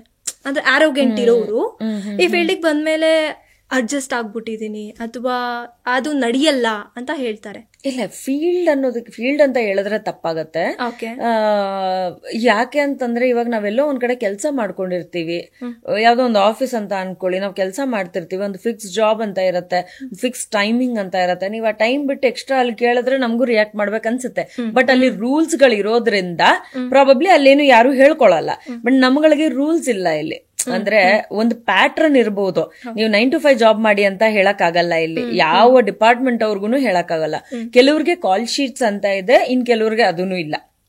ಇವಾಗ ನೀವು ಸೀರಿಯಲ್ ಅಂತ ತಗೊಂಡ್ರೆ ಯಾವ ಕಾಲ್ ಶೀಟ್ಸ್ ಆರ್ಟಿಸ್ಟ್ ಗಳಿಗೆ ವರ್ಕ್ ಆಗಲ್ಲ. ಸಿನಿಮಾದಲ್ಲೂ ಮ್ಯಾಕ್ಸಿಮಮ್ ಯಾರು ಮೇಂಟೈನ್ ಮಾಡಲ್ಲ. ಬಟ್ ಕೆಲವರು ಅಂತ ಬಂದಾಗ ಇಷ್ಟಿಷ್ಟು ಟೈಮ್ ಇಷ್ಟಿಷ್ಟು ಡಿಪಾರ್ಟ್ಮೆಂಟ್ ಅಂತ ಡಿವೈಡ್ ಆಗಬಹುದು, ನಾಟ್ ಎವ್ರಿ ಪ್ಲೇಸ್. ಓಕೆನಾ? ಸೊ ಇಲ್ಲಿ ಬಂದು ನಮ್ಮ ಕೆಲ್ಸ ಹಂಗಿರುತ್ತೆ. ನಾನೇನ್ ಹೇಳ್ತೀನಿ ಅಂತಂದ್ರೆ ಈ 9 to 5 ಜಾಬ್ ಇರೋರ್ಗೆ ಅಷ್ಟೊತ್ತು ಮಾತ್ರನೇ ಹೆಕ್ಟಿಕ್ಕು, ಟೆನ್ಷನ್ ಎಲ್ಲಾನು. ಆಚೆ ಬಂದ ಮೇಲೆ ಅಥವಾ ಆ ಟೈಮ್ಗೆ ಆಚೆ ಬರಬಹುದು ಅನ್ನೋದೊಂದಿರುತ್ತೆ. ನಮ್ ಫೀಲ್ಡ್ ನಲ್ಲಿ ಇರೋರ್ಗೆ ಈ ಟೈಮ್ಗೆ ಆಚೆ ಬರ್ಬೇಕು ಅಂತ ಅನ್ಕೊಂಡ್ರು ಬರಕ್ಕಾಗಲ್ಲ. ಸೊ ನಾವು 16 hours ಮಾಡ್ತೀವೋ, 24 hours ಮಾಡ್ತೀವೋ, 32 hours ಮಾಡ್ತೀವೋ ಯಾರಿಗೂ ಗೊತ್ತಿರಲ್ಲ, ಇನ್ಕ್ಲೂಡಿಂಗ್ ನಮಗೆ ಗೊತ್ತಿರಲ್ಲ. ಅದು ಕೇಳ್ತಾ ಇರತ್ತೆ, ನಾವು ಕೆಲಸ ಮಾಡ್ತಾ ಇರ್ತೀವಿ. ಹಂಗಿರೋದ್ರಿಂದ probably we will be more matured than all others from outside. ಈ ಇಂಡಸ್ಟ್ರಿನಲ್ಲಿ ಇರೋರ್ಗೆ ಪ್ರಾಬಬ್ಲಿ ಮೆಚೂರಿಟಿ ಲೆವೆಲ್ ತುಂಬಾ ಜಾಸ್ತಿ ಇರುತ್ತೆ. ಬಿಕಾಸ್ ಬಹಳಷ್ಟು ಜನರನ್ನ ನೋಡುವಂಥದ್ದು. ಮತ್ತೆ ಯಾರು ಈಗ ಒಂದ್ ಕಡೆ ಕೆಲಸ ಮಾಡೋರು ಅದೇ 30 ಎಂಪ್ಲಾಯೀಸ್ ನ ವರ್ಷ ಪೂರ್ತಿ ನೋಡ್ತಾರೆ. ನಾವು ವರ್ಷ ಪೂರ್ತಿ 300 ಜನನ ಎವ್ರಿ ಡೇ ನೋಡ್ತಾ ಇರ್ತೀವಿ. ಅಂದ್ರೆ ಒಂದ್ ದಿನಕ್ಕೆ 300 ಜನ ನೋಡ್ತೀವಿ ಅಂತಂದ್ರೆ ವರ್ಷಕ್ಕೆ ಎಷ್ಟು ಜನ ಆದ್ರು, ಸೊ ಅಷ್ಟು ಜನ ನೋಡ್ತೀವಿ. ಕೆಲವ್ರು ಮಾತ್ರ ರಿಪೀಟ್ ಆಗ್ತಾರೆ, ಎಷ್ಟೋ ವರ್ಷ ಆದ್ಮೇಲೆ ಮತ್ತೆ ಅವ್ರು ಸಿಗ್ತಾರೆ, ಆ ತರ ಆಗುತ್ತೆ. So when we C more people, when we interact with more people, ಅಂದ್ರೆ ಇವಾಗ ಒಂದು ಸೇಯಿಂಗ್ ಇದೆ, ದೇಶ ಸುತ್ತಿ ನೋಡ್ಬೇಕು, ಕೋಶ ಓದಬೇಕು ಅಂತ ಹೇಳ್ಬಿಟ್ಟು. ಅದರಿಂದ ಏನಾಗತ್ತೆ ಅಂತಂದ್ರೆ ಬಿಲ್ಡ್ ಆಗತ್ತೆ, ನಾಲೆಡ್ಜ್ ಬಿಲ್ಡ್ ಆಗತ್ತೆ. ಅದೇ ರೀತಿಯಾಗಿ ಇದೊಂದು ದೇಶ ಇದ್ದ ಹಾಗೆ. ಸೊ ನಾವ್ ಎವ್ರಿ ಡೇ ಜನನ್ನ ಚೇಂಜ್ ಆಗಿ ನೋಡ್ತಾ ಆ ದೇಶ ಸುತ್ತಿದ ಎಕ್ಸ್ಪೀರಿಯನ್ಸ್ ನಮ್ಗೆ ಇಲ್ಲಿ ಬರುತ್ತೆ. ಅಂಡ್ ಸ್ಕ್ರಿಪ್ಟ್ ಮೂಲಕ ಆಗಿರ್ಬೋದು ಅಥವಾ ಬೇರೆ ಒಂದು ಏನೋ ಪೇಪರ್ ವರ್ಕ್ ಅಂತ ಏನಿರುತ್ತೋ ಅದ್ರ ಮೂಲಕ ನಮ್ಗೆ ಕೋಶ ಓದಿದ್ ಲೆಕ್ಕ ಬರುತ್ತೆ. ಅಂದ್ರೆ ಬುಕ್ಗಳನ್ನ ನಾವು ಓದಿದ್ ಲೆಕ್ಕ ಇಲ್ಲಿ ನಾವು ಕೆಲವೊಂದು ಸೀಕ್ವೆನ್ಸಸ್ ನ ನೋಡ್ತಾ ಇರಬಹುದು. ನಾವು ಎಕ್ಸ್ಪೀರಿಯನ್ಸ್ ಮಾಡದೇ ಇರೋದನ್ನು ಕೂಡ ಎಕ್ಸ್ಪೀರಿಯನ್ಸ್ ಮಾಡ್ತೀವಿ ಬೀಯಿಂಗ್ ಆರ್ಟಿಸ್ಟ್. ಅಂಡ್ ಈ ಡೈರೆಕ್ಷನ್ ಡಿಪಾರ್ಟ್ಮೆಂಟ್ ಅವರಾಗಿರ್ಬೋದು, ಬೇರೆ ಡಿಪಾರ್ಟ್ಮೆಂಟ್ ಅವರು ಆಗಿರ್ಬೋದು, ನೋಡಿ ಅದ್ರಲ್ಲೊಂದು ಇನ್ವಾಲ್ವ್ ಆಗಿ ತಿಳ್ಕೊತಾರೆ. So may be we are more knowledgeable ಅಂತ ಅನ್ಸುತ್ತೆ. ಆ ಕಾರಣಕ್ಕೆ ನಮ್ಗೆ ಇಂಥ ಕಡೆ ರಿಯಾಕ್ಟ್ ಮಾಡೋದ್ರಲ್ಲಿ ಅರ್ಥವೇ ಇಲ್ಲ ಅಂತ ಅನ್ಸಕ್ ಸ್ಟಾರ್ಟ್ ಆಗ್ಬೋದು. ಪ್ರಾಬಬ್ಲಿ ಅದಕ್ಕೆ ಸೈಲೆಂಟ್ ಆಗುವಂತ ಸಾಧ್ಯತೆಗಳಿದೆ. ಕೋಪ ಕಡಿಮೆ ಮಾಡ್ಕೊಳಕ್ ಒಂದೇ ನಂದು ರೀಸನ್ ಏನಪ್ಪಾ ಅಂತಂದ್ರೆ, ನನಗೆ ಕೆಲಸ ಸಿಕ್ಕಿದೆ, ಕೆಲಸ ಸಿಕ್ಕದ್ಮೇಲೆ ತಿಂಗಳಾದ್ಮೇಲೆ ದುಡ್ಡು ಬರುತ್ತೆ. ಸೀರಿಯಲ್ ಮಾಡ್ತಾ ಇದ್ದಾಗ ಈ ಒಪಿನಿಯನ್ ಏನಕ್ಕೆ ಆ ಜಾಗದಲ್ಲಿ ಅಂತಂದ್ರೆ ಮನೆ ಜವಾಬ್ದಾರಿ ಇದೆ. ಮನೆ ಜವಾಬ್ದಾರಿ ಇಲ್ಲ ಅಂತಂದ್ರೆ ಆ ಕೋಪ ಹಂಗೆ ಕಂಟಿನ್ಯೂ ಆಗಿರ್ತಿತ್ತೋ ಏನೋ. ಈಗ ನನ್ ಕೋಪದಿಂದ ನನ್ಗೆ ಯಾವ್ದೋ ಕೆಲಸ ಹಾಳಾಗ್ಬಾರ್ದಲ್ಲ, ಕೋಪದ ಕೈಗೆ ಬುದ್ಧಿ ಕೊಟ್ರು ಅಂತ ಯಾರು ಹೇಳ್ಬಾರ್ದಲ್ವಾ. ಆ ಮೆಚೂರಿಟಿ ಲೆವೆಲ್ ಬಂದಾಗ್ಲೇನೆ ಕೋಪ ಕಡಿಮೆ ಆಗಿದ್ದು. ಓಕೆ, ಸೊ ನೀವು ಚಿಕ್ಕ ವಯಸ್ಸಿಂದನೂ ಅನ್ಕೊಂಡ್ ಬಂದಿದ್ದು ನಾನು ಆಕ್ಟ್ರೆಸ್ ಆಗ್ಬೇಕು ಅಂತಾನೇನಾ? ಓಕೆ, ಒಂದೇ ನನ್ನ ಪ್ರೊಫೆಷನ್ ಡಿಸಿಷನ್ ಒಂದೇ. ನಾನು ಹೀರೋಯಿನ್ ಆಗ್ಬೇಕಂದ್ರೆ ಯಾರು ಕೇಳಿದ್ರೆ ಏನಾಗ್ತೀನಿ ಅಂತ ಕೇಳಿದ್ರೆ ಯಾವಾಗ್ಲೂ ಹೀರೋಯಿನ್ ಆಗ್ತೀನಿ ಅಂತಾನೆ ಹೇಳ್ತಾ ಬಂದಿದ್ದಂಥದ್ದು. ಅದೇ 3rd standard 4th standard exactly ನೆನಪಿಲ್ಲ. ಅದು ಇಂಡಸ್ಟ್ರಿ ಅಂದ್ರೂ ಏನೋ ಅಂತ ಗೊತ್ತಿಲ್ಲ. ಲಿಪ್ಸ್ಟಿಕ್ ಒಂದ್ಬಿಟ್ಟು ಬೇರೆ ಮೇಕಪ್ ಗೊತ್ತಿಲ್ಲ ನನಗೆ. ಅಷ್ಟು ಬಿಟ್ರೆ ಇನ್ನೇನು ಗೊತ್ತಿಲ್ದಿರೋಂತ ಸಮಯದಲ್ಲಿ ಅನ್ಕೊಂಡಂತಹ ಚೂಸ್ ಮಾಡಿದಂತಹ ಒಂದು ಪ್ರೊಫೆಷನ್ ಇದು. ಸೊ ಈ ಒಂದು ಪ್ರೊಫೆಷನ್ಗೆ ನಾನು ಬರಲೇಬೇಕು ಅಂತ ಯೋಚನೆ ಮಾಡಿದೆ. I work towards it and I was not even considered beautiful. I don't know how many of them will consider today, but I was not even considered beautiful. ನಾನು 8ನೇ ಕ್ಲಾಸ್ ವರ್ಗು ಬಾಯ್ ಕಟ್ಟಲ್ಲೇ ಓಡಾಡ್ತಾ ಇದ್ದೆ, ಸೈಕಲ್ ತಗೊಂಡು ಬೀದಿ ಸುತ್ಕೊಂಡು, ಕಬಡ್ಡಿ ಆಡ್ಕೊಂಡು, ಖೋಖೋ ಆಡ್ಕೊಂಡು, ಕಾಲ್ ಮೂಳೆನಲ್ಲೆಲ್ಲ ಮಾರ್ಕ್ ಮಾಡ್ಕೊಂಡು, so ಹಿಂಗೆ ಓಡಾಡ್ತಿದ್ದಂತಹ ಒಂದು tomboy kind of behaviour ಇದ್ದಂತಹ ಒಂದು ಹುಡುಗಿ ನಾನು. ಯಾರು ಈ ಅಮ್ಮ ಹೀರೋಯಿನ್ ಆಗತ್ತೆ ಅಂತ ಅನ್ಕೊಳ್ಳೋಕ್ಕೂ ಸಾಧ್ಯ ಇರ್ಲಿಲ್ಲ. ಆ ರೀತಿಯಾಗಿ ಓಡಾಡ್ಕೊಂಡು ಸನ್ನು, ಟ್ಯಾನು, ಸ್ಟೈಲು ಏನೂ ಇಲ್ಲ, ಏನೂ ಕನ್ಸಿಡರ್ ಮಾಡ್ಲಿಲ್ಲ ಆ ರೀತಿಯಾಗಿ. 8th standard ಆದ್ಮೇಲೆ ಒಂದು ಪುಟ್ಪುಟಾಣಿ ಜುಟ್ಟೆಲ್ಲ ಹಾಕೊಂಡು ಓಡಾಡೋದಕ್ಕೆ ಶುರು ಮಾಡಿದೆ. Then probably I started learning what makes me beautiful. So I started working towards it. ನನ್ನ ಸ್ಕಿನ್ ಆಗಿರ್ಬೋದು, ನಾನಂದ್ರೆ ನಾನು ಎಷ್ಟು ಸುತ್ತಾ ಇದ್ದೆ ಅಂತಂದ್ರೆ ನನ್ ಕೆನ್ನೆಯಿಂದ ಈ ಕಡೆ ಮೇಲೆ ಕಪ್ಪು, ಓಕೆ, ನಾ ಫುಲ್ ಟ್ಯಾನ್ ಆಗಿರೋದು, ಇಲ್ಲಿಂದ ಈ ಕಡೆ ಬೆಳ್ಳಗೆ, ಕೈ ಕಾಲೆಲ್ಲ ಬೆಳಗ್ಗೆ, ಆತರ. ಅಂದ್ರೆ ಲೈಕ್ ಏನೋ ಎಷ್ಟು ಎಕ್ಸ್ಪೋಸ್ ಆಗಿದೆ ಅಷ್ಟು ಮಾತ್ರ ಕಪ್ಪು. ಮಾರ್ಕ್ಸ್ ಡಿಫ್ರೆನ್ಸ್ ಗೊತ್ತಾಗ್ತೈತೆ. ಯೂಶಲಿ ಬೈಕ್ ರೈಡರ್ಸ್ಗೆ ಆತರ ಗೊತ್ತಾಗುತ್ತೆ. ಬೈಕಲ್ಲಿ ಓಡಾಡೋಂತವ್ರಿಗೆ ಯೂಶಲಿ ಆ ರೀತಿ ಒಂದು ಟಿ ಶರ್ಟ್ ಹಾಕೊಂಡಿರ್ತಾರೆ, ಇಲ್ಲಿಂದ ಇಲ್ಲಿಗೆ ಮಾತ್ರ ಕಪ್ಪಾಗಿರುತ್ತೆ, ಇಲ್ಲಿ ಫುಲ್ ಫೇರ್ ಆಗಿರ್ತಾರೆ. ಹಂಗೆ ಆ ಡಿಫ್ರೆನ್ಸ್ ನಾನು ಯಾವಾಗ ನೋಡಕ್ ಸ್ಟಾರ್ಟ್ ಮಾಡೋದ್ನೋ, no, this can not be me. 8th 9th standard probably. This cannot be me. That's when I started experimenting with products. ಓಕೆನಾ. ಸೊ ಅವಾಗ ಏನ್ ನಮ್ಮಪ್ಪ BSF ಕ್ಯಾಂಟೀನ್ ಇಂದ ತಗೊಂಬರೋರು ನಿವ್ಯಾ ಕ್ರೀಮ್ ಒಂದು, ಅದ್ ಬಿಟ್ರೆ ಇನ್ನೇನಿತ್ತು, ರೆಕ್ಸೋನಾ ಸೋಪು, ಆರ್ ಇನ್ನೊಂದು ಯಾವ್ದೋ ಒಂದು ವೈಟ್ ಐ ಫಾರ್ಗಾಟ್, ಇನ್ನೊಂದು ಹುಡುಗರದ್ದು ಸ್ವಲ್ಪ ಫೇಮಸ್ ಅದು, some foreign brand it is. ಇಲ್ಲ ಸೋಪೇನೆ ಬರ್ತಿತ್ತು, ಯಾವ್ದೋ ಮರ್ತೋಯ್ತು ನನಗೆ. ಅಂದ್ರೆ ಅದೆಲ್ಲ ನಮ್ಗೆ ಸ್ವಲ್ಪ ಕಾಸ್ಟ್ಲಿ ಇದು, ಬಟ್ ನಮ್ ಕ್ಯಾಂಟೀನ್ ಅಲ್ಲಿ ನಮಗ್ ಕಡಿಮೆ ಸಿಗೋದು. ಹಂಗಾಗಿ ನಮ್ಮಪ್ಪ ತಗೊಂಡ್ಬರೋರು ಪಾಕವಿನ್ಯೂ. So so it's something like that. ಅಂದ್ರೆ ಒಂಥರ ನಾನ್ ರಿಚ್ ಕಿಡ್ ಫೀಲ್ ಅಲ್ಲಿ ಇದ್ದೆ ನಾನು ಅವಾಗ. ನನ್ ಫ್ರೆಂಡ್ಸ್ ಹತ್ರ ಎಲ್ಲ ಇಲ್ಲ ಅದು. ಸೊ ಅಷ್ಟು, ಬಟ್ ಅದನ್ನು ನಾವು ಕರೆಕ್ಟ್ ಆಗಿ ಯೂಸ್ ಮಾಡ್ತಿರ್ಲಿಲ್ಲ, ಓಡಾಡೋದ್ರಲ್ಲಿ ಬಿಸಿ ಇದ್ವಿ. And I am happy that I thoroughly enjoyed my childhood like that. So ನಾನ್ ಈಗಿರೋರ ಹತ್ರ ಎಲ್ಲ ಯಾವಾಗಾದ್ರೂ ಮಾತಾಡ್ಬೇಕಾದ್ರೆ ಅದೇ ಅನ್ಕೊಳ್ತಿರ್ತೀನಿ, ಒಂದಷ್ಟು ಜನಕ್ಕೆ ನನಗ್ ತಾರ್ ರೋಡಲ್ಲಿ ಕಬಡ್ಡಿ ಆಡಿರೋ ಖುಷಿ ಇವ್ರಿಗೆ ಅರ್ಥ ಮಾಡ್ಸಕ್ ಸಾಧ್ಯ ಇಲ್ಲ. ಯಾಕಂದ್ರೆ ನಮ್ಗೆ ರೋಡ್ಗಳು ಚೆನ್ನಾಗಿಲ್ದೇ ಇದ್ದಾಗ ಅಲ್ಲೇನೋ ಆಟ ಆಡ್ತಿದ್ವಿ, ಮತ್ ಎಲ್ಲಾ ಸ್ಕೂಲ್ಗಳಲ್ಲೂ ಏನ್ ಗ್ರೌಂಡ್ ಗಳು ಇರ್ತಿರ್ಲಿಲ್ಲ. ಸೊ ಆ ತರದೆಲ್ಲ ಸಿಚುವೇಶನ್ ಇತ್ತು. ನಾನು ಓದಿದ್ 1 ವರ್ಷದ ಸ್ಕೂಲಲ್ಲಿ ಗ್ರೌಂಡ್ ಇತ್ತು, 4 ವರ್ಷದ ಸ್ಕೂಲಲ್ಲಿ ಗ್ರೌಂಡ್ ಇರ್ಲಿಲ್ಲ, ಎಲ್ಲ ಎಲ್ಚನಹಳ್ಳಿನಲ್ಲೇನೆ. ಓಕೆನಾ. ಸೊ ಆ ತರದೆಲ್ಲ ಇದ್ದಾಗ ತಾರ್ ರೋಡ್ ಆಗಿದ ತಕ್ಷಣ ನಂಗೆ ಕಬಡ್ಡಿ ಆಡೋದಕ್ ಜಾಗ ಸಿಕ್ತು ಅಂತ ಆಡ್ದಂತವಳು ನಾನು. ತಾರ್ ರೋಡಲ್ಲಿ ಆ ಹೊಸ ತಾರ್ ರೋಡಲ್ಲಿ ಬ್ಲಾಕ್ ಆಗಿತ್ತು, ನೀಟಾಗಿ ಹೋಗಿ ಆಡ್ದೆ, ಇಷ್ಟ ಅಗ್ಲ ಮಂಡಿ ಏನಂತಾರೆ ರೆಡ್ ಕಲರ್ ಮಾಡ್ಕೊಂಡ್ ಮನೆಗೆ ಹತ್ಕೊಂಡ್ ಬಂದೆ. ಈ ತರದೆಲ್ಲ ಅಂದ್ರೆ I have enjoyed my childhood. So ಈ ತರ ಎಲ್ಲ ಬೆಳೆದಿರೋರಾಗಿರೋದ್ರಿಂದ I don't think I have missed anything from my childhood. I was good. ಅಂದ್ರೆ ನಾನೊಂಥರ ಆಲ್ರೌಂಡರ್ ಅಂತ ಹೆಸರು ತಗೊಂಡ್ಬಿಟ್ಟಿದ್ದೆ. ಈಗ ಈ 7th ಸ್ಟ್ಯಾಂಡರ್ಡ್ ವರ್ಗೂನು ನಮ್ ಪ್ರಿನ್ಸಿಪಲ್ ನನ್ ಕಂಡ್ರೆ ತುಂಬಾ ಇಷ್ಟ. ಹೆಂಗೆ ಅಂತಂದ್ರೆ ಎಲ್ಲಾ ಕ್ಲಾಸ್ಗೂ ಎಲ್ಲಾ ಮೆಮೊ ಕೊಡು, ಅದು ಮಾಡು, ಇದು ಮಾಡು, ಲೀಡರ್ ಅಂದ ತಕ್ಷಣ ಫಸ್ಟ್ ಮುಂದೆ ಬಂದ್ ನಿಂತ್ಕೋ, ಅವೆಲ್ಲ. ಮತ್ತೆ ಅವಾಗೆಲ್ಲ ನಮ್ಗೆ ಈ ಅಡ್ವಾನ್ಸ್ಡ್ ಸ್ಕೂಲ್ಗಳ ತರ ಅಟೆಂಡೆನ್ಸ್ ಇಷ್ಟ ಮಾಡ್ಬೇಕು, ಅಷ್ಟಿದ್ದಿರ್ಬೇಕು, ಇಂಥವೆಲ್ಲ ಗೊತ್ತಿರ್ಲಿಲ್ಲ. ಹೋಮ್ವರ್ಕ್ ಕೊಟ್ಟಿದ್ದನ್ ಕರೆಕ್ಟ್ ಆಗಿ ಮಾಡು, ಅವ್ರು ಏನೋ ಒಂದ್ ಸಣ್ಣ ಪುಟ್ಟ ಪ್ರಾಜೆಕ್ಟ್ ವರ್ಕ್ ಕೊಟ್ರೆ ಅದನ್ ಮಾಡು, ಎಕ್ಸರ್ಸೈಸ್ ಮಾಡ್ಬೇಕಾದ್ರೆ PT ಮಾಡ್ಬೇಕಾದ್ರೆ ಮುಂದೆ ಬಂದ್ ನಿಂತ್ಕೋ, ಲೀಡರ್ ಆಗು, ಡ್ರಮ್ ಹೊಡಿ, ಇಂಥದ್ರಲ್ಲಿ ಲೀಡ್ ಜಾಸ್ತಿ. ಮತ್ತೆ school day, annual day is like biggest thing for ಮಿ. 1 ತಿಂಗಳು ಮುಂಚೆನೆ ನಮ್ಗೆ ಪ್ರಾಕ್ಟೀಸ್ ಎಲ್ಲ ಶುರು ಮಾಡೋರಲ್ಲ, ನಾನು ಸ್ಕೂಲ್ ಮುಗಿಸ್ಕೊಂಡು ದಾರಿಲಿ ಬರ್ತಾ ಎಲ್ಲ ಪ್ರಾಕ್ಟೀಸ್ ಮಾಡ್ಕೊಂಡು ರೋಡಲ್ಲಿ ಹಿಂಗಿಂಗ್ ಎಲ್ಲ ಅನ್ಕೊಂಡ್ ಬರ್ತಾ ಇದ್ದೆ. ಸೊ ನಮ್ಮ ಮಮ್ಮಿಗೆ ಎಲ್ರು ಒಂದ್ ಸ್ವಲ್ಪ ರೇಕ್ಸ್ ಅವರು, ಇವಳು ಸ್ವಲ್ಪ ದಾರಿ ತಪ್ಪ ಹೋಗ್ತಾಳೆ ನೋಡ್ಕೊ, ಹಿಂಗ್ ರೋಡಲ್ಲೆಲ್ಲ ಡ್ಯಾನ್ಸ್ ಮಾಡ್ಕೊಂಡ್ ಬರ್ತಾ ಇದ್ದಾಳೆ ಅನ್ನೋ ತರದಲ್ಲೆಲ್ಲ ನಮ್ಮ ಅಮ್ಮಂಗೆ ಹೇಳ್ದವ್ರು ಇದಾರೆ. Like but that's a very big thing for me. ನನ್ ಬಾಯ್ಕಟ್ ಇದ್ದಿದ್ರಿಂದ ಯಾವಾಗ್ಲೂ ನಮ್ ಟೀಚರ್ ನಮ್ಗೆ ಏನ್ ರಿಕ್ವೈರ್ಮೆಂಟ್ ಅಂತ ಬರ್ಸ್ತಾರಲ್ವಾ ಆನ್ಯುವಲ್ ಡೇಗೆ ರೆಡಿ ಆಗೋದಿಕ್ಕೆ, ಸೊ ಯೂಶಲಿ ಒಂದ್ ಮೇಕಪ್ ಅವ್ರನ್ನ ಕರ್ಸಿರ್ತಿದ್ರು ಅವರು. ನಾನ್ ನಮ್ಮ ಮಮ್ಮಿಗೆ ಸ್ಕೆಚ್ ಹಾಕೋದು, ಅವಾಗ ಅವರು ಚೌಲಿ ಈ ತರದ್ ಬರೆಯೋರು. ನಂಗೆ ಲಾಂಗ್ ಹೇರ್ ತುಂಬಾ ಇಷ್ಟ, ನಂಗೆ ಮೇಂಟೈನ್ ಮಾಡಕ್ ಬರ್ತಿರ್ಲಿಲ್ಲ. ಹೇರು ಅಷ್ಟೇನ್ ಬ್ಯೂಟಿಫುಲ್ ಅಲ್ಲ, I have the semi curl hair. It's in between. It's a messy hair actually. Not wavy, not curl. It's in between. ಆಯ್ತಾ.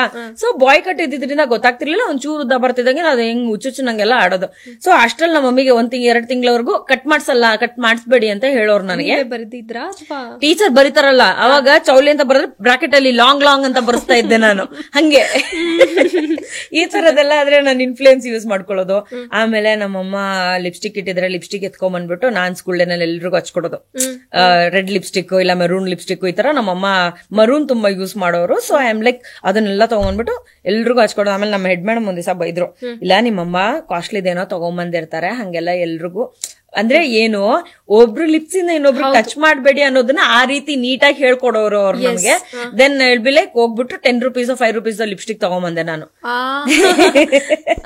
ಇದು ಕಾಸ್ಟ್ಲಿ ಇದಲ್ಲ, ನಂಗೆ ಚಾಕ್ಲೇಟ್ ಕೊಟ್ಟಿದ್ದ ದುಡ್ಡಲ್ಲಿ ನಾನು ತಗೊಂಬಂದಿದ್ದೀನಿ, ಬಟ್ ನಂಗೆ ಲಿಪ್ಸ್ಟಿಕ್ ಬೇಕು ಅಷ್ಟೇ matter. I am a lipstick lover, so no matter what I put lipstick.